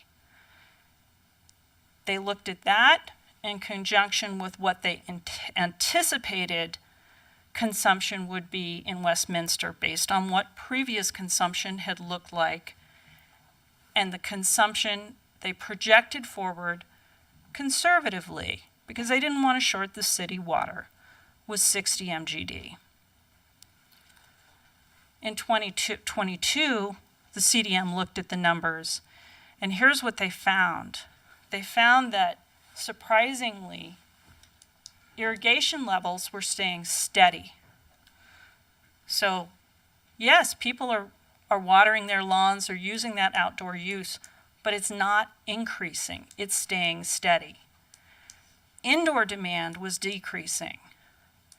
Well, over the last 20 years, people have been using water conserving measures. They've been using water conserving fixtures and appliances. And in year 1, and year 2, and year 3, and year 4, it didn't make much of a difference. But there was something crucial that happened in that 7-year period where we could see a significant change. If it was just Westminster, we'd go, okay, something weird is going on. But it's not just Westminster. It's cities across the Front Range. It's cities across the nation. Water conserving measures that people are just taking on their own. Maybe they're going to Home Depot and let's get one of these low water use toilets. One after another is making a difference. So that pushed the projected water demand down, and since we're only 3% away from build out, we have quite a bit of confidence in that number. So you weren't seeing engineers going, well, let's put a big factor of safety on that. They were going, wait a minute, we're close. We're really confident of what this will look like. Yeah, we want some flexibility there if we're a little bit wrong, but we're not going to be that wrong. And that was one of the huge benefits of this effort over the last year. We realized a 25% decrease in what we thought this city would need. Is that unusual? Not particularly. There are cities out there that build water treatment plants that are way too big because they make that projection at the wrong point in time. This was the right time to take another look. this council saved Westminster $100 million. Water 2025 would have been a $300 million project, period. So if we've stayed steady on outdoor use, but added more residences, doesn't that mean the average resident uses less water now? I'm sorry, say that a question again, please, sir. If outdoor use has remained steady, with fluctuations, of course, and we've grown in the number of residences, doesn't that mean average resident consumption for landscape has gone down? I have heard it's holding fairly steady, but when I see it, it's a line that looks like this. Well, and that is something that Drew Beckwith evaluates, and maybe he's talked to you about that. That's not my area of expertise, but if he's been before this council, you might have heard him speak to that. Okay, thank you. Next question. Yeah, I'd like to get into the specifics of exactly why building a 15 million gallon a day water plant on Westminster Boulevard is going to save $100 million. That to me sounds a phenomenal savings. Too good to be true. Yeah, pretty good. I understand that. So let's talk about that a little bit. Water 2025 identified 30 MGD as phase 1. Option 2, 3, and 4 said, no, it's 15 MGD, half. That means we're going from 2 treatment trains to 1 treatment train. It's a huge difference in how much reinforced concrete you're putting in the ground. It's a huge difference in how much process equipment. In the Water 2025, it had 1 treatment train at 30 million gallons a day. I stand corrected. It was 1. You are correct. 1, 2, 3. No, 4. They never built a third one in Let me think Water about that for a minute. 2025. It's just 30 million and 30 million. It was 2 trains? 2 trains and 1 kind of glued together? It was 2 trains. It was 2 trains right adjacent to each other. So in other words, in the original Water 2025, we were going to build 4 trains? 2 in each building? Oh, okay. So that was the first savings. So process equipment, reinforced concrete, labor, all of it, that's a tremendous savings right there. We also, because we went down in size, the raw water pipeline decreased in size 1 nominal size. So instead of a 42-inch pipeline, now we have a 36-inch pipeline. The finished water pipeline also decreased in size, going down to a 30-inch pipeline. That 30-inch pipeline we could now tie in to a different point in the distribution system. We were going to have a finished water pipeline that was a mile long, was going to go under U.S. Highway 36. Yes, the raw water pipeline still does, but the finished water pipeline was going to do that, go underneath Farmers Highline Canal and tie on down at 92nd. We have a much shorter pipeline, 2,000 feet, 65% shorter, smaller, doesn't go through all that asphalt, which is incredibly expensive, and just ties in on Sheridan. So those are 2 savings right there. The other one, it was treatment processes. We're designing this treatment facility for ozonation. We'll build it on a flexible timeline that makes sense with water rates for Westminster customers. So in other words, ozonation was in the Water 2025 plan, but not in this plan. That's correct, and I forgot to mention. So that's part of the savings. That's part, that's part of the savings. We're looking at it as an ad alternate. What I mean by that is if we can do it on budget, we'll build it at the time. But if we'd go over, we would hold to a point in time where that made sense. And finally, mechanical dewatering. We're doing less mechanical dewatering. We're using settling ponds. Why? Because the site gives us the space to do that, and that's much more cost effective. Less process equipment, less energy expansion, just much more cost effective. Okay, and how many pipelines are we building to option 4? For phase 1, we're doing one raw water pipeline that'll be an extension off the existing pipeline and one finished water pipeline alone. For a future phase, when Semper is fully taken offline, it would make sense to build a second raw water pipeline. It will also be time to replace the existing raw water pipelines at that time. So in other words, if we build option 4, we're going to again have 2 single points of failure. 2 single points of failure is not. One is the raw water pipeline coming in, and one is the finished water pipeline going out, correct? You're correct. We would have to build a second finished water pipeline out. And you said later when we do phase 2, we'd have to build a second water pipeline coming in, but until that time, it's a single point of failure. Well, not really, because you still have Semper. So you have Semper, you have Northwest, and you have phase 1 of option 4. So that gives you more redundancy, more reliability. So if one thing goes wrong at the new site, you still have true treatment facilities. So it's not really a single point of failure. Okay. And do you have any idea how much time and cost it would take to have a different engineering firm, as an example, HDR, who looked at our wet well, examine Semper and give their opinion as to whether it could be rehabilitated and last more than 20 years? I don't know that it would take a lot of time or cost a great deal of money. It would be really unusual if they gave us a different answer.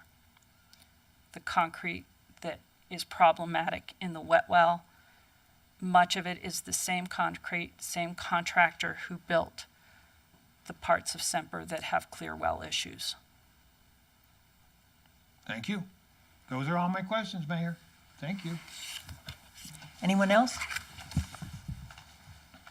Oh, Councilor Seymour? Yeah, I did have a question. This has to do about rate modeling, and when we did the original rate modeling spreadsheets and we plugged in the numbers and did the future forecast, in those forecasts when we plugged in different costs of water treatment plant, did that also, to the best of your knowledge, include the financing as part of that?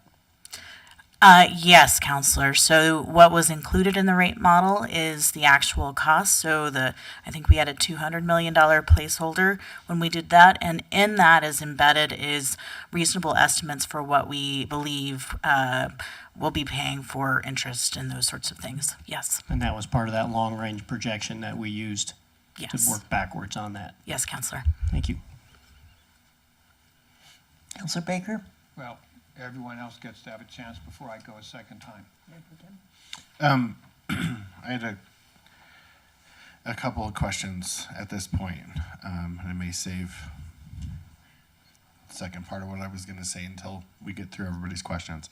But I wanted to talk about, one, quickly make the point that when I hear the answers that we just heard, part of this was about system redundancy. Those single point of failures, you guys explained multiple times that in this approach with option 4, it was about system redundancy, not as in 2025, it was building redundancy into that single plant. I see head nods, just for the people listening, so I understood that correct. But one of the things that I've heard over and over, and this certainly is something that I'm sensitive to, is what rates are going to be in the future. And I think that the entire council has been pretty consistent in how do we maintain the system and keep rates reasonable. And so I just want to ask, well, one, I want to clarify that staff understands that that's an ongoing thing, at least for this council, that we want to continue that. But the other thing that I want to bring up that I have to imagine, as we go through this conversation, that we're going to reevaluate this over time is what the efficiencies are when it comes to power. You talked about the settling ponds. It sounds like it's going to take less power, less space. All those operating costs that we may save efficiencies in, I have to imagine are going to go into our full system, and we're going to be able to evaluate how those hopefully positively impact rates for our residents. Is that a fair assumption?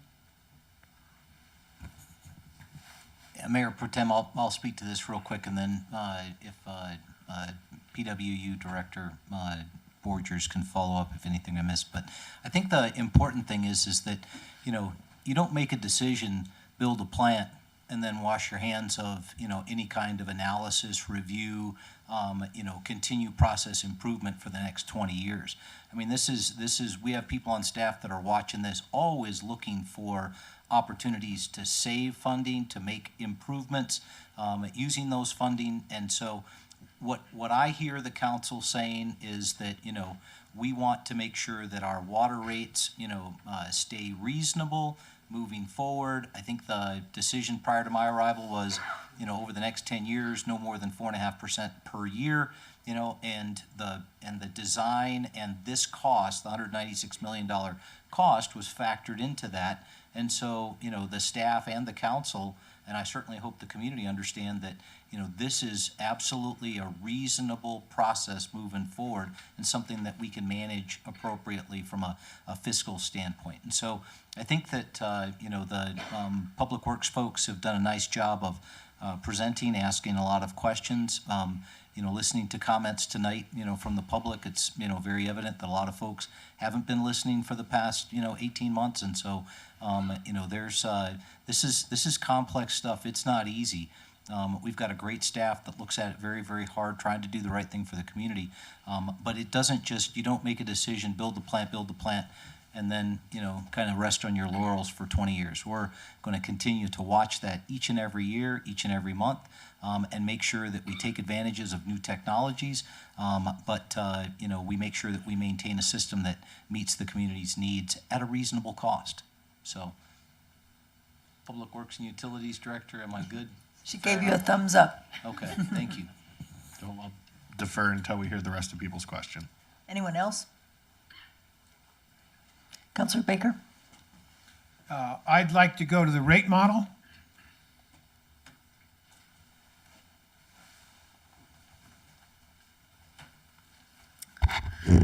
In the rate model, does, the cost of water ever go down?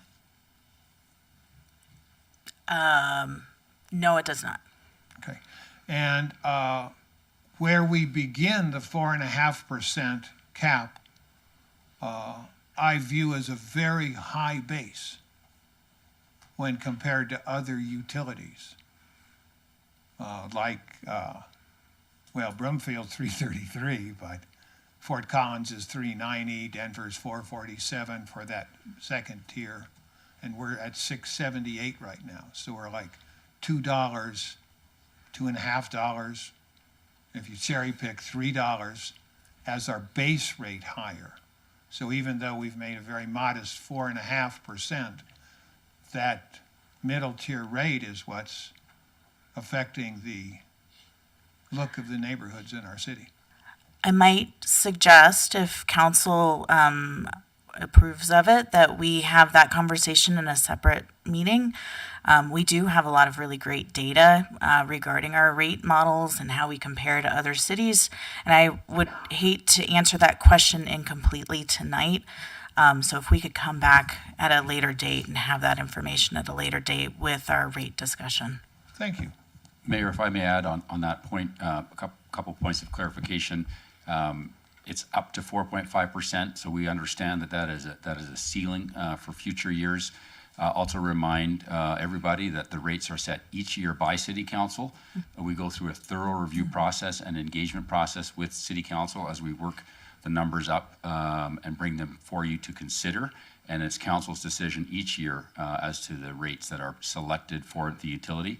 As Mr. Freitag said, we had factored that in, and I think it was back in October when we presented to City Council the rate recommendations then that were within what you were seeking, and we also assured you that this facility at this cost, including option 4, there was one that was excluded that was too high, but 3 of the 4 options, including this one, were funded within the current rate structure that you approved already and is in effect for 2023. Mayor Pro Tem? Thank you. I have a couple of quick comments. One, I just would like to add that I would like to have that conversation. I think that I've been pretty clear that I've always wanted to continue that conversation, and I want that conversation to include reassessing our tiers, because we made adjustments to those tiers, and we made this council, and when I say majority, I mean more than 4 people.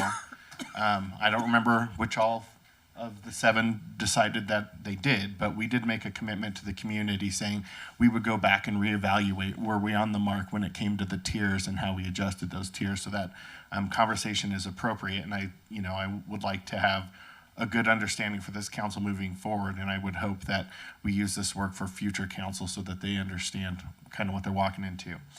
With that said, I want to make a couple quick comments in regards to what we're here for tonight.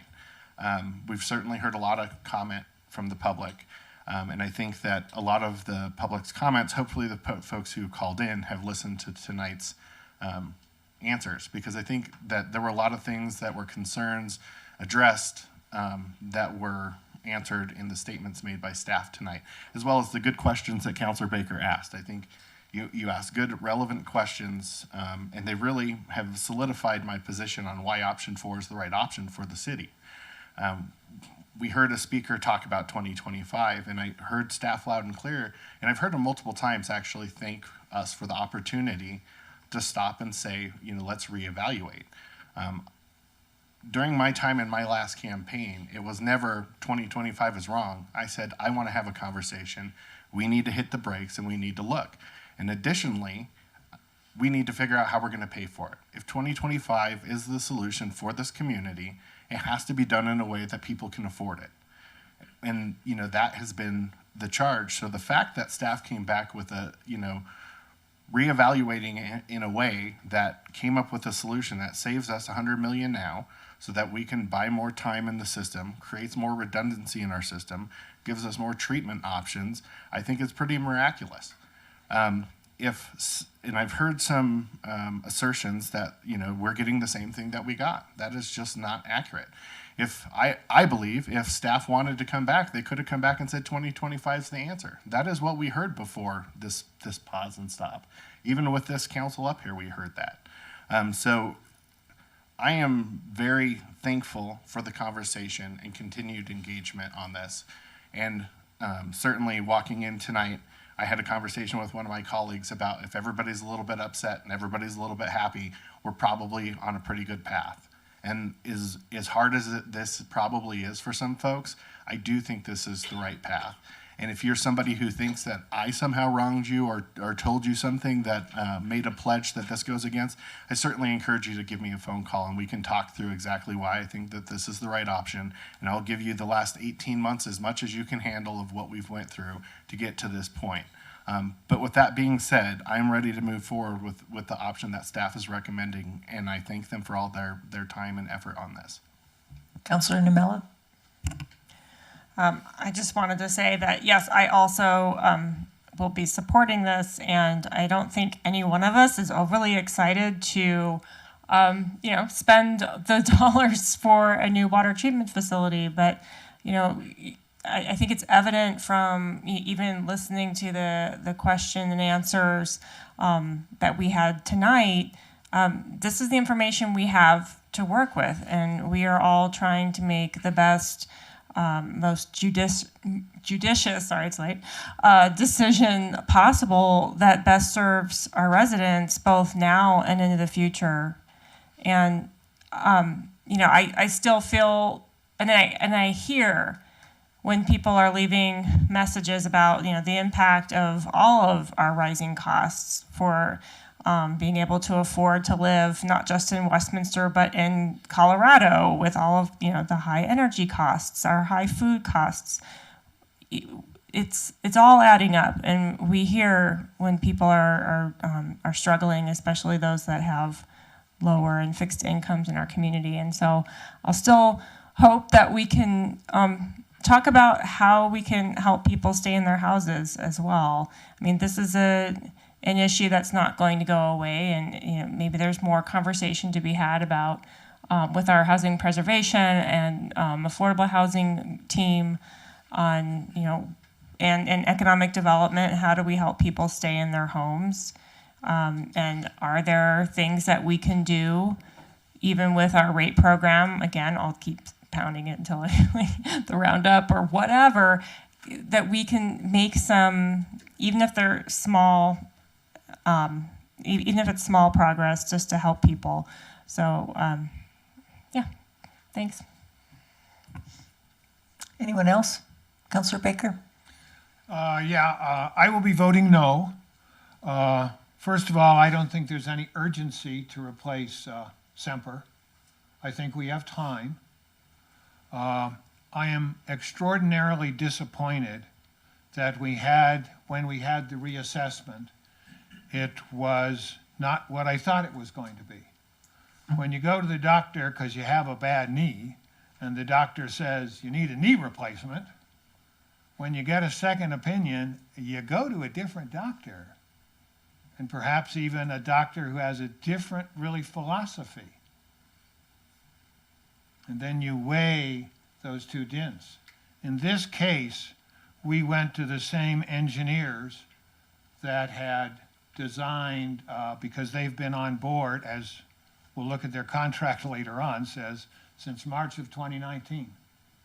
And they were the ones who designed the footprint of the Westminster plan as it shows in the Water 2025. And I'm absolutely convinced they gave us their best shot. I'm absolutely convinced they're proud of their work. I'm absolutely convinced they're confident in their work. And that's why we shouldn't have got a second opinion from them. We should have gone to a different engineering firm entirely, whether that's Garvey or whether that's HDR or whoever that is. I think that was the only way we were going to get an unbiased one, and I don't think we have that. And that's one of the reasons I'll be voting against it, because even tonight, as we've learned more, I had no idea about the wet well underneath the high service pumps. I don't know how big of a problem that is. But if it was sort of scheduled to last December was going to last, somebody was considering those and making decisions. So I would like us to try again on that. I think we've made a mistake in our reassessment. So that's why I'll be voting no. Anyone else? I just want to say, when we did come on, I want to say thanks to Jody Andrews, who was our interim city manager at the time, and literally had to do an 180-degree turn. But he listened to each and every one of us, all 7 of us. Councilor Baker, you and Councilor Seymour spent hours looking at the tiers, redoing things, looking at the costs that were there, to staff that were running all of those numbers while they were shooting things out at you and saying if it would work or if it wouldn't work, to all of the hours of presentations, of executive sessions, of looking at all of these sites. One of them was new from 2025, and they were looked at thoroughly. So while I've said often, I had my hopes on one of the sites. It just wouldn't work out. And for me, Semper, once you truly look at it, learn about it, and Stephanie, you're right. I have lived through a remodel and tried to live in the house at the same time. And not fun, not easy, and I can't even imagine it with the water treatment plant. So to everyone that has been a part of this, all of the questions, and for staff, to me, to say to us, thank you for letting us take a breath. I know it's been frustrating for all those that sat on the 2025, but things had changed. They reevaluated. We have a better sense of what true needs are. And I'll be voting for this because I do believe for the future of this city, it will provide what the city needs, and with the land being as constrained as it is right now because we only have so many sites, if we don't buy what we need now, we won't have it. And I know what happened in the 2025 plan when they had the one site versus open space. People came unglued at the thought of using open space. That's sacred around here. So that would leave us probably only open space if we had to do something and didn't act now. So not seeing anybody else, roll call, please. Counselor Azadi. Yes. Mayor McNally. Yes. Counselor Nermella. Yes. Counselor Seymour. Yes. Counselor Baker. No. Mayor Pro Tem DeMott. Yes. And Counselor Emmons. Yes. The motion passes on a 6-1 vote. Thank you. That brings us to item 10D. Counselor Seymour? Had to jump ahead. Move based on a recommendation, the city manager find that the public interest will be best served by waiving the city's bidding requirements to purchase annual case management software, maintenance, licensing, subscription, and support and service fees from Justice Systems, Inc. in 2023 with the option to renew our 4 additional years in the amount not to exceed $120,000 in any 1 year. Counselor Emmons? Second. It's been moved and seconded to pass item 10D. Any further discussion? Roll call, please. Mayor McNally. Yes. Counselor Nermella. Yes. Counselor Seymour. Yes. Counselor Baker. Yes. Mayor Pro Tem DeMott. Yes. Counselor Emmons. Yes. And Counselor Azadi. Yes. The motion passes on a 7-0 vote. And I forgot that I had a note 30 minutes ago. Could we take a break? So we'll take a quick break.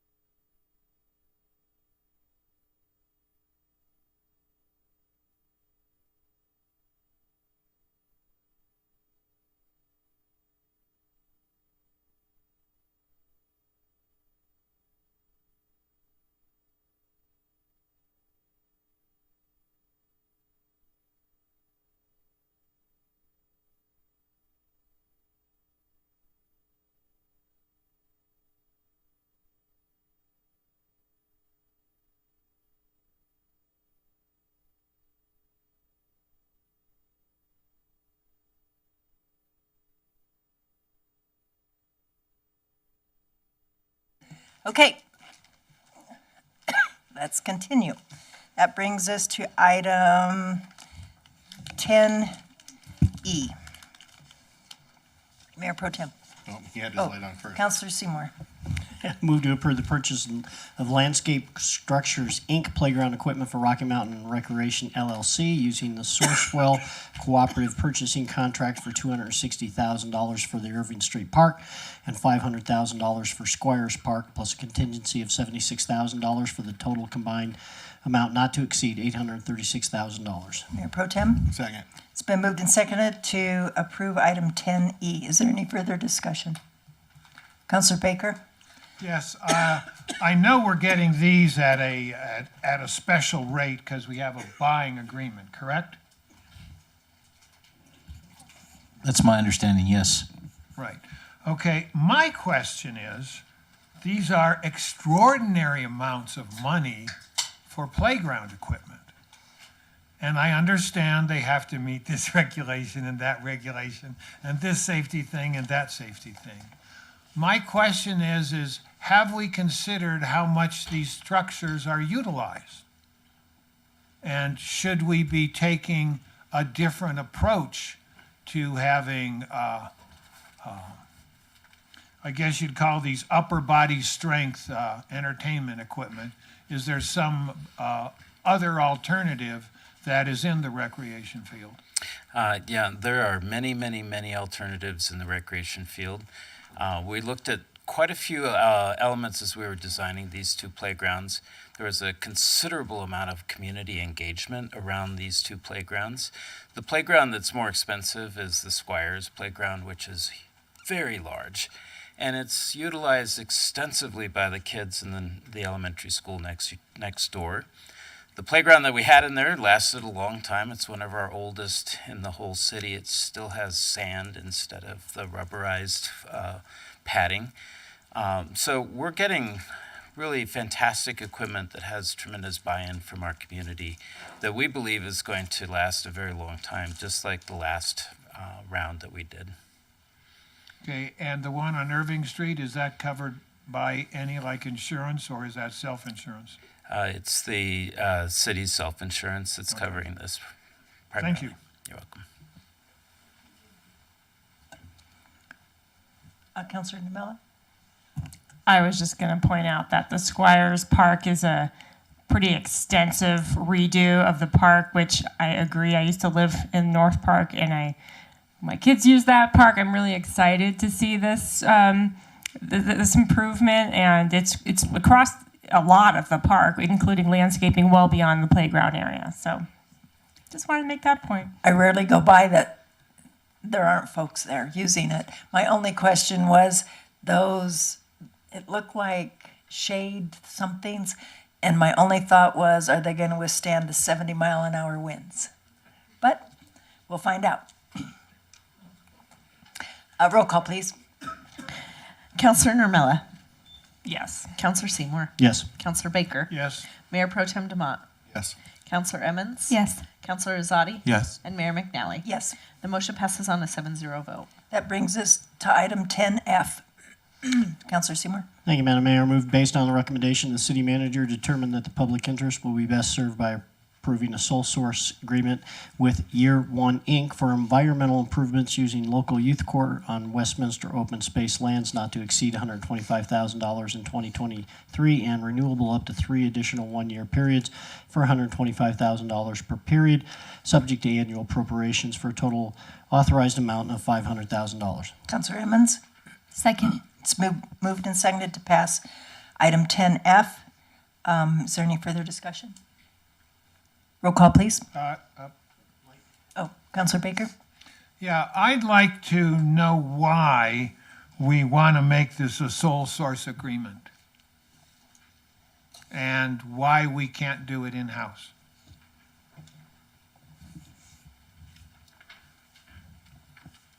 Welcome. Good evening, Mayor, Mayor Pro Tem, Council. Lance Johnson, Parks, Golf, and Open Space Manager. There's two vendors that provide this service. The other vendor, I don't know the name of the company, but Year One does provide the necessary training. They do pesticide training, tool training, chainsaw specifically. They provide transportation to and from both the job site, from their meeting site to their job site every day. So they're just the more qualified company that meets the requirements that we need for the contract. Why aren't we doing it in-house? If we had enough staff to do these extra projects, we'd be able to do that in-house. But they provide a great service for us. I think being able to have that connection with young adults, to be able to train, get these job skills, and work with the city staff, I think it kind of gives us and also a direct pipeline for new hires eventually. So I think it's a good investment money and good investment in the community to have these young adults come out and work with us. How many of these staff could be done in the off-summer time? These tasks could be done in the off-summer time? So we've done trail maintenance, we've done fishing docks, we've done boardwalks and wetlands. You could probably do fishing piers in the winter, I think. The boardwalks might be a little more difficult in the winter, depending on frozen conditions, things like that, depending on weather conditions. Trail maintenance, I think, is more ideal done this summer. They did a lot of work out in Westminster Hills open space this year, shutting down social trails. So I think that's better done in the summer also, compared to the winter conditions. Well, you mean it's really hard to work on really frozen ground? Typically, I found that to be true, yes. Gotcha. So these are more sort of like lawn mowing jobs then? No, they're using some technical skills. I mean, they're using tools. Well, I was thinking seasonally wise. Yes, I guess if you're going to look at that way. There are seasonal positions, yes, Gotcha. coming through a contractor. Mm-hmm. Roll call, please. Counselor Seymour. Yes. Counselor Baker. Yes. Mayor Pro Tem Demott. Yes. Counselor Emmons. Yes. Counselor Azadi. Yes. Mayor McNally. Yes. And Counselor Nermella. Yes. Motion passes on a 7-0 vote. That brings us to item 10G1. Counselor Emmons? I move based on the recommendations of the city manager to determine that the public interest is best served by authorizing the city manager to execute a contract with McCarthy Building Companies Incorporated in the amount of $1,192,956 for construction manager at risk reconstruction phase services for the new water treatment facility on Westminster Boulevard, and authorize a contingency in the amount of $119,296 for a total authorized expenditure not to exceed $1,312,252. Counselor Seymour? Second. It's been moved and seconded to pass item 10G1. Is there any further discussion? Counselor Baker? Yeah, I'd like to take this opportunity to explore why we decided to go the CMR route rather than a build design route.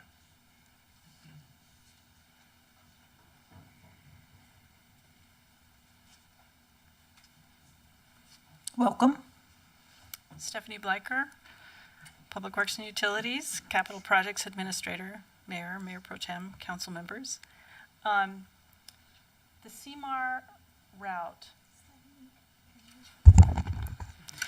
The CMAR route gives the project the opportunity for collaboration early on between the contractor and the engineer. Do we need that on every project? No. But some projects are particularly well suited for it. A water treatment plant is one of those kinds of projects. We've evaluated it for other kinds of projects. Some large projects. There are pipeline projects that require, but other pipeline projects that don't. Projects within a facility may or may not require it. It just depends on how much insight a contractor may bring to bear. They're somewhat different skill sets when you look at design versus construction. And in that collaboration, usually when the opportunity arises where it makes sense, provides a better cost and a better product. But in a design build, it's my understanding, not only does of the successful bidder in the design build contract, he can arrange, the collaboration between really designers and the constructors but we also get a fixed price. Design build projects tend to be for different types of projects. And I think that there might have been an agenda memo that, or maybe a set of questions that were asked about this that Public Works responded to. And if I remember right, they're typically for things like, if you're building something like a school, building facilities or something like that, a water treatment plant is a different need. This is better suited for that. Okay, it's just that when I was looking at the brag page for Garvey, it was my understanding that they did a design build contract for really Thornton on their new water plant. That may be. Okay. I can't speak to their project. And of course, it's my understanding that this was a competitive bidding, but it was held 3 years ago. It was held, I'm going to take your word on it. Or 2 years ago. I don't think it was 3 years ago. Okay. 2 years ago, 21. 2 years ago. Late 21? Late 2021. Okay. It was competitive. We received 7 proposals. 4 firms were shortlisted, and McCarthy was selected. So we're just honoring that really competition. Yes. From the 2 years ago. Thank you.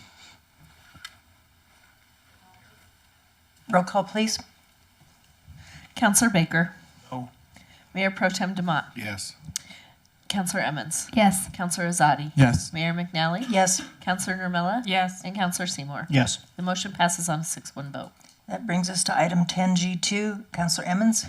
I move based on the recommendations of the city manager to determine that the public interest is best served by authorizing the city manager to execute an agreement to the CDM Smith Incorporated Engineering Design Contract in the amount of $2,449,200 for final design engineering services on the new water treatment facility on Westminster Boulevard with a contingency in the amount of $244,920 for a total authorized expenditure not to exceed $2,694,121. Counselor Seymour? Second. It's been moved and seconded to pass item 10G2. Are there any further questions? Roll call, please. Mayor Pro Tem Demott. Yes. Counselor Emmons. Yes. Counselor Azadi. Yes. Mayor McNally. Yes. Counselor Nermella. Yes. Counselor Seymour. Yes. And Counselor Baker. No. The motion passes on a 6-1 vote.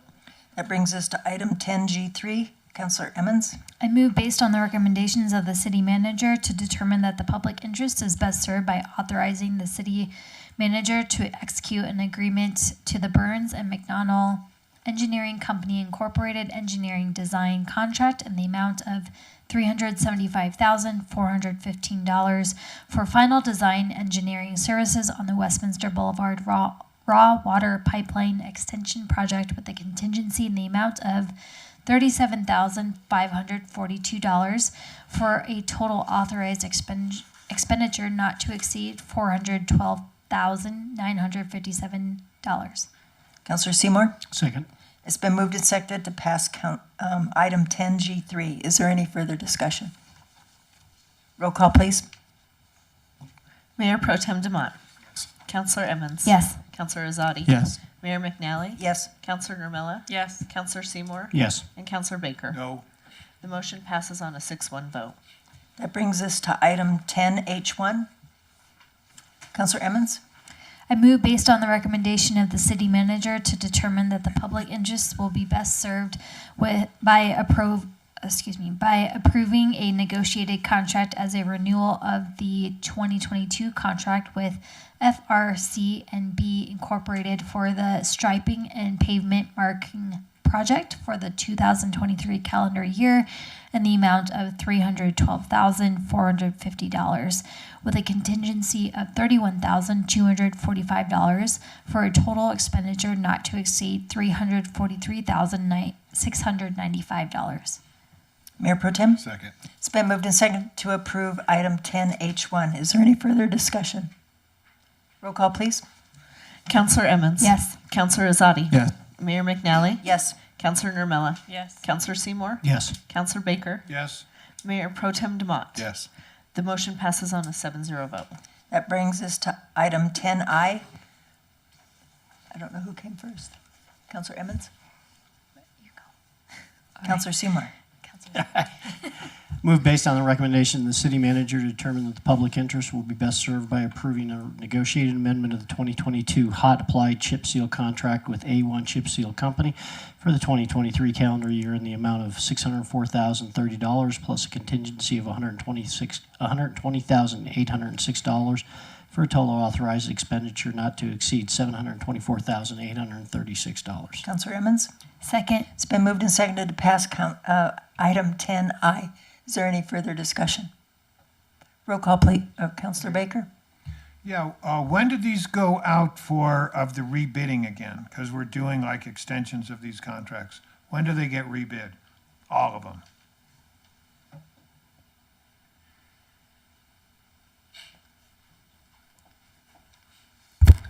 Thank you. Councilor Baker, Sarah Borgers, Interim Department Head for Public Works and Utilities. So there's 4 contracts that are in front of you tonight. They're actually amendments to contracts. They were all 3 of them 3-year contracts. 2 of them were bid originally in 21, will be finishing up in 23, and the other 2 are bid out in 2022 and will be finishing up in 24. The reason we're here tonight to have these amendments is because the terms of those agreements all assume that the cost escalation that we would see in material costs specifically would be within CPI. Unfortunately, with the construction prices that we've seen, and particularly the material prices that we've seen, those came out higher than what the CPI would allow in the contract. So we are bringing that back to council for your approval for that reason. Mm-hmm. Roll call, please. Counselor Azadi. Yes. Mayor McNally. Yes. Counselor Nermella. Yes. Counselor Seymour. Yes. Counselor Baker. Yes. Mayor Pro Tem Demott. Yes. And Counselor Emmons. Yes. The motion passes on a 7-0 vote. That brings us to item 10J. Counselor Emmons? I move based on the recommendation of the city manager to determine that the public interest will be best served by approving a negotiated amendment of the current concrete replacement project contract with Silva Construction Incorporated for the 2023 calendar year in the amount of $2,277,868 plus a contingency of $455,573 for a total authorized expenditure not to exceed $2,733,441. Mayor Pro Tem? Second. It's been moved and seconded to pass item 10J1. Is there any further discussion? Roll call, please. Mayor McNally. Yes. Counselor Nermella. Yes. Counselor Seymour. Yes. Counselor Baker. Yes. Mayor Pro Tem Demott. Yes. Counselor Emmons. Yes. And Counselor Azadi. Yes. The motion passes on a 7-0 vote. That brings us to item 10K. Counselor Seymour? I move based on the recommendation of the city manager to determine the public interest will be best served by approving a negotiated contract as a renewal of the 2021 contract with Martin Marietta Materials, Inc. for the asphalt pavement rehabilitation project for the 2023 calendar year in the amount of $7,371,855 with a contingency of $737,185 for a total expenditure not to exceed $8,109,040. Counselor Emmons? Second. It's been moved and seconded to pass item 10K. Is there any further discussion? Roll call, please. Counselor Nermella. Yes. Counselor Seymour. Yes. Counselor Baker. Yes. Mayor Pro Tem Demott. Yes. Counselor Emmons. Yes. Counselor Azadi. Yes. And Mayor McNally. Yes. The motion passes on a 7-0 vote. That brings us to item 10L. Counselor Seymour? Everybody's lights broke. My head's broke from looking. I move based on a recommendation of the city manager to find that the public interest will best be served by authorizing a 2023 sole source contract with Azteca Systems LLC in the amount not to exceed $115,000 for the City Works asset and maintenance management software platform in 2023 with the option of 4 additional 1-year renewals for 2024 through 2027 in the amount not to exceed $130,000 per year subject to annual appropriations. Counselor Emmons? Second. It's been moved and seconded to pass item 10L. Is there any further discussion? Counselor Baker? Yeah, I assume this is, well, the system we're using now, and to change would really require a whole new software system? That's correct. Thank you. Yes, that's correct. Roll call, please. Counselor Seymour. Yes. Counselor Baker. Yes. Mayor Pro Tem Demott. Yes. Counselor Evans. Yes. Counselor Azadi. Yes. Mayor McNally. Yes. And Counselor Nermella. Yes. The motion passes on a 7-0 vote. That brings us to Councilor's Bill number 19.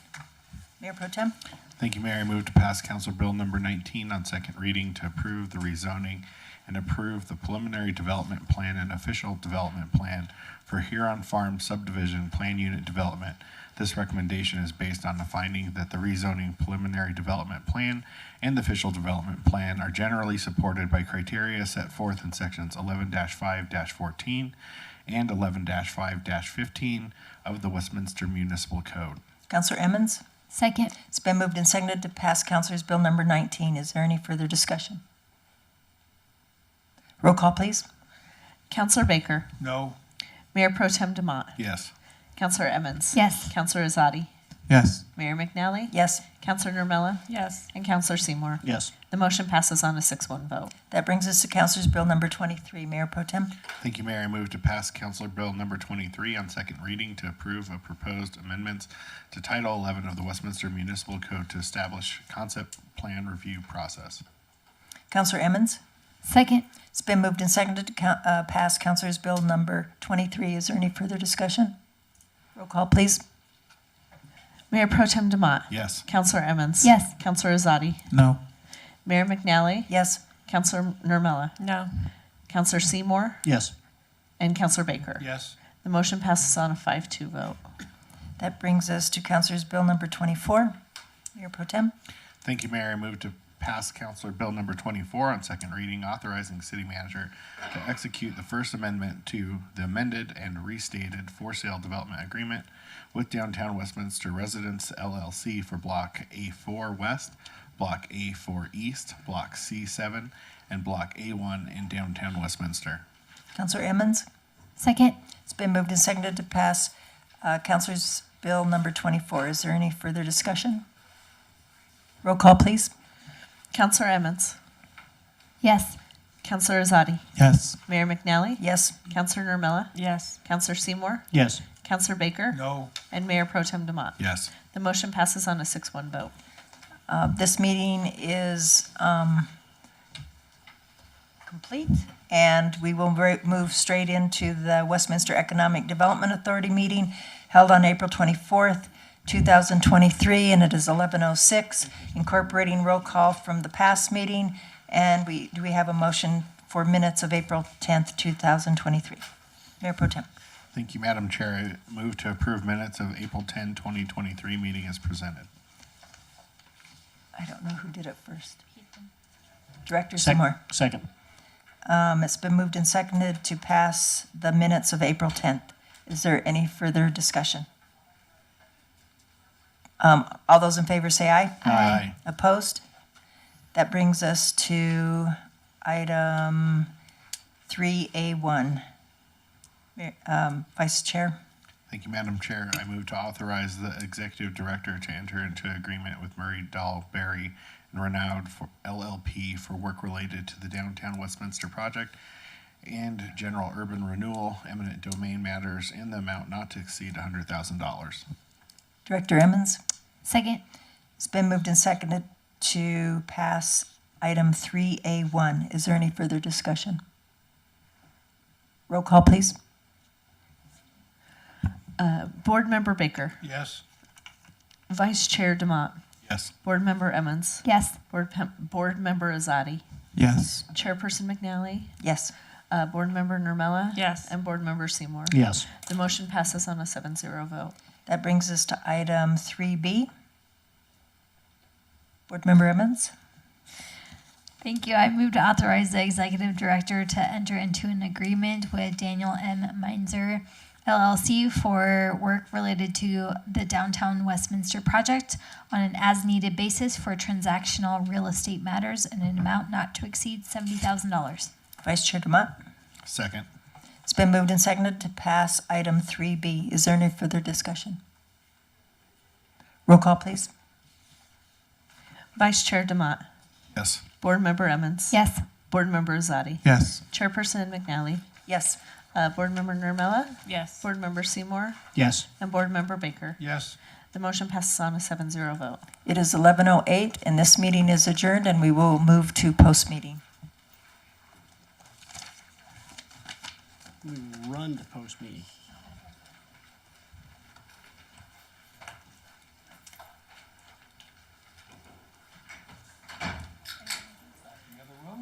Yes. No, I want that one. Yep, that one's just trash. Yeah, that was just my questions. Thank you. You take those home and shred them.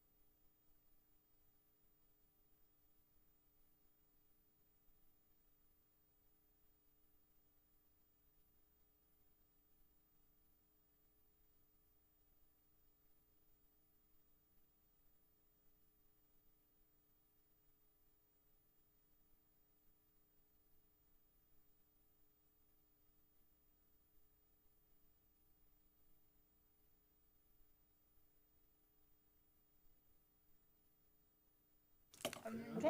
All right. Let's let these people share with us and then get home. Sounds great. Teresa, go ahead. Thank you, City Manager Freitag. Good evening, Mayor, Mayor Pro Tem, and Council, and we just have a couple of legislative items this evening that we'd like to bring to your attention. So we'll just dive right in. I'll give you a brief overview, provide staff's recommendation or why we're suggesting a recommended change of position, and then open it up for discussion for all of you to provide feedback on the position that we've recommended. The first one is House Bill 23-1245. This is concerning requirements under the Fair Campaign Practices Act for municipal elections. The recommended position is opposed, and the current status of the bill is that it has passed third reading in the House. So just a general overview is that for municipal elections held on or after January 1st, the bill sets aggregate limits on contributions to candidates, for municipal office. It also imposes both reporting requirements and retention record requirements on the city as well. The reason for the recommended position is that this goes against our home rule and local control, that the City of Westminster opposes legislation that attempts to weaken municipal home rule authority and flexibility. And also, the city opposes unfunded state and federal mandates that impose unfair financial burdens on municipalities and their citizens. So with that, I'll turn it over to all of you for either any questions or for your discussion on our recommended position. I just want to say that I'm supportive. One of my problems with this bill is it gives the PACs the ability to give more than individual people, and I've seen what that does to our election system, and I don't think it's fair for a PAC to be able to give it a greater limit than an individual resident who the PACs may not even have anything to do with Westminster. They may just, ideologically agree with a candidate, and so I don't, that on top of the home rule stuff, I think it's consistent with the home rule, but I wanted to add that extra context. I just don't think it's good for our election. Sorry, I'm not up to speed on this one as much, but isn't if your city has limits in place as it is, then those stand? And do they have to be in place by a certain time? The way the city is currently set up is it would apply to the city of Westminster because the city has not enacted its own conflicting campaign finance code, but we've adopted the Uniform Election Code as amended, where there are no conflicting provisions with the Westminster Municipal Code. So that is how it impacts us in this instance.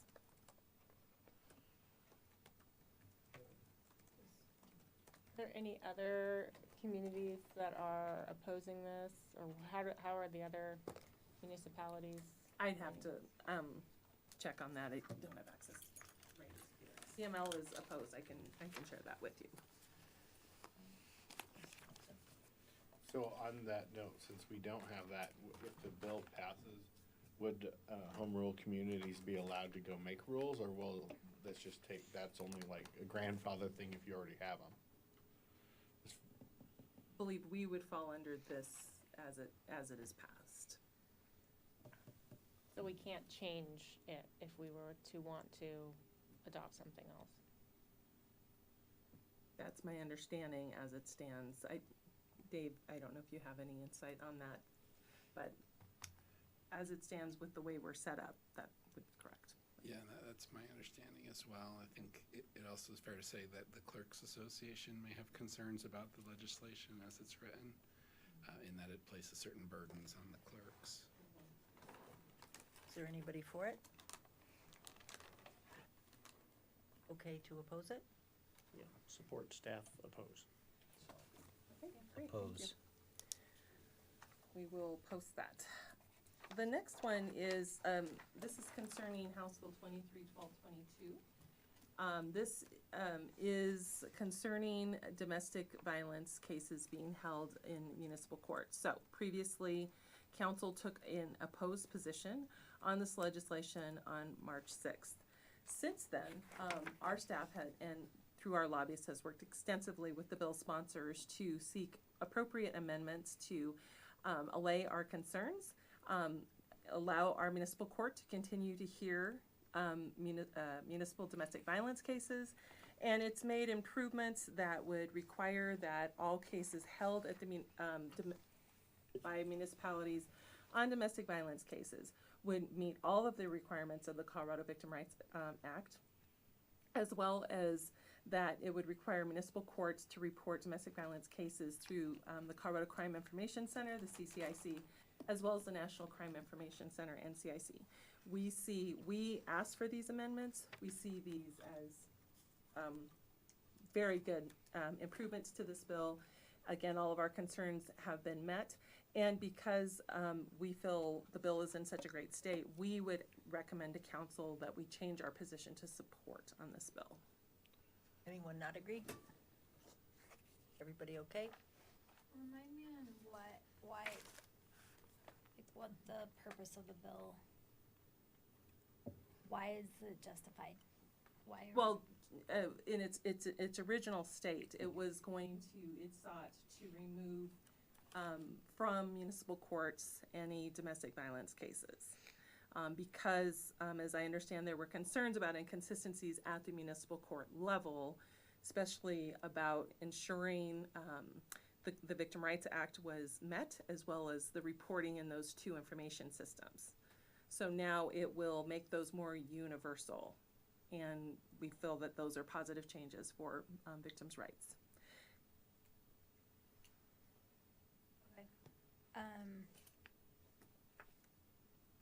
So the bill's been amended to then just strictly have reporting structures at the county and national level. To ensure that that happens, correct, and to allow, for municipalities to continue to have these cases, that's a requirement. And so it does make it more uniform to ensure victim rights are upheld. And I would just add, not only the reporting to the state and national information systems, but compliance with the State Victims' Rights Act. This is going to ensure that in order to prosecute domestic violence municipally, you'd have to comply with the Victims' Rights Act. Yeah. So it just essentially brings us all in uniform alignment across the state. Correct. Okay, Councilor Baker. And really, we had already been doing this all along, right? We have, and so this was, that's why we wanted to retain the ability to handle these cases, because we have been doing that. So our staff was really instrumental, both Judge Lontine and our court administrator, Brian Pugenglass, testified on this, sought these amendments, and the bill sponsors were very receptive. So we're very pleased with how this all went in this interaction on this particular bill. Anybody opposed to taking the opposite, going to the opposite and supporting? Everybody's good? Move to support. Move to Yep. support. We're good. Okay, sounds good. Okay. That's it, right? Just one quick update. I know you're probably all curious on Senate Bill 23-213. At this point, it is in Senate Appropriations. It was scheduled for this morning, and it has been laid over. Some information we're having is that the bill is running into difficulties. So we are just continuing to watch that very closely. So stay tuned, and that is all. Thanks for all your work, and again, sorry it's so late tonight, worries. but Thank you. Thanks. we are done. Have a good evening.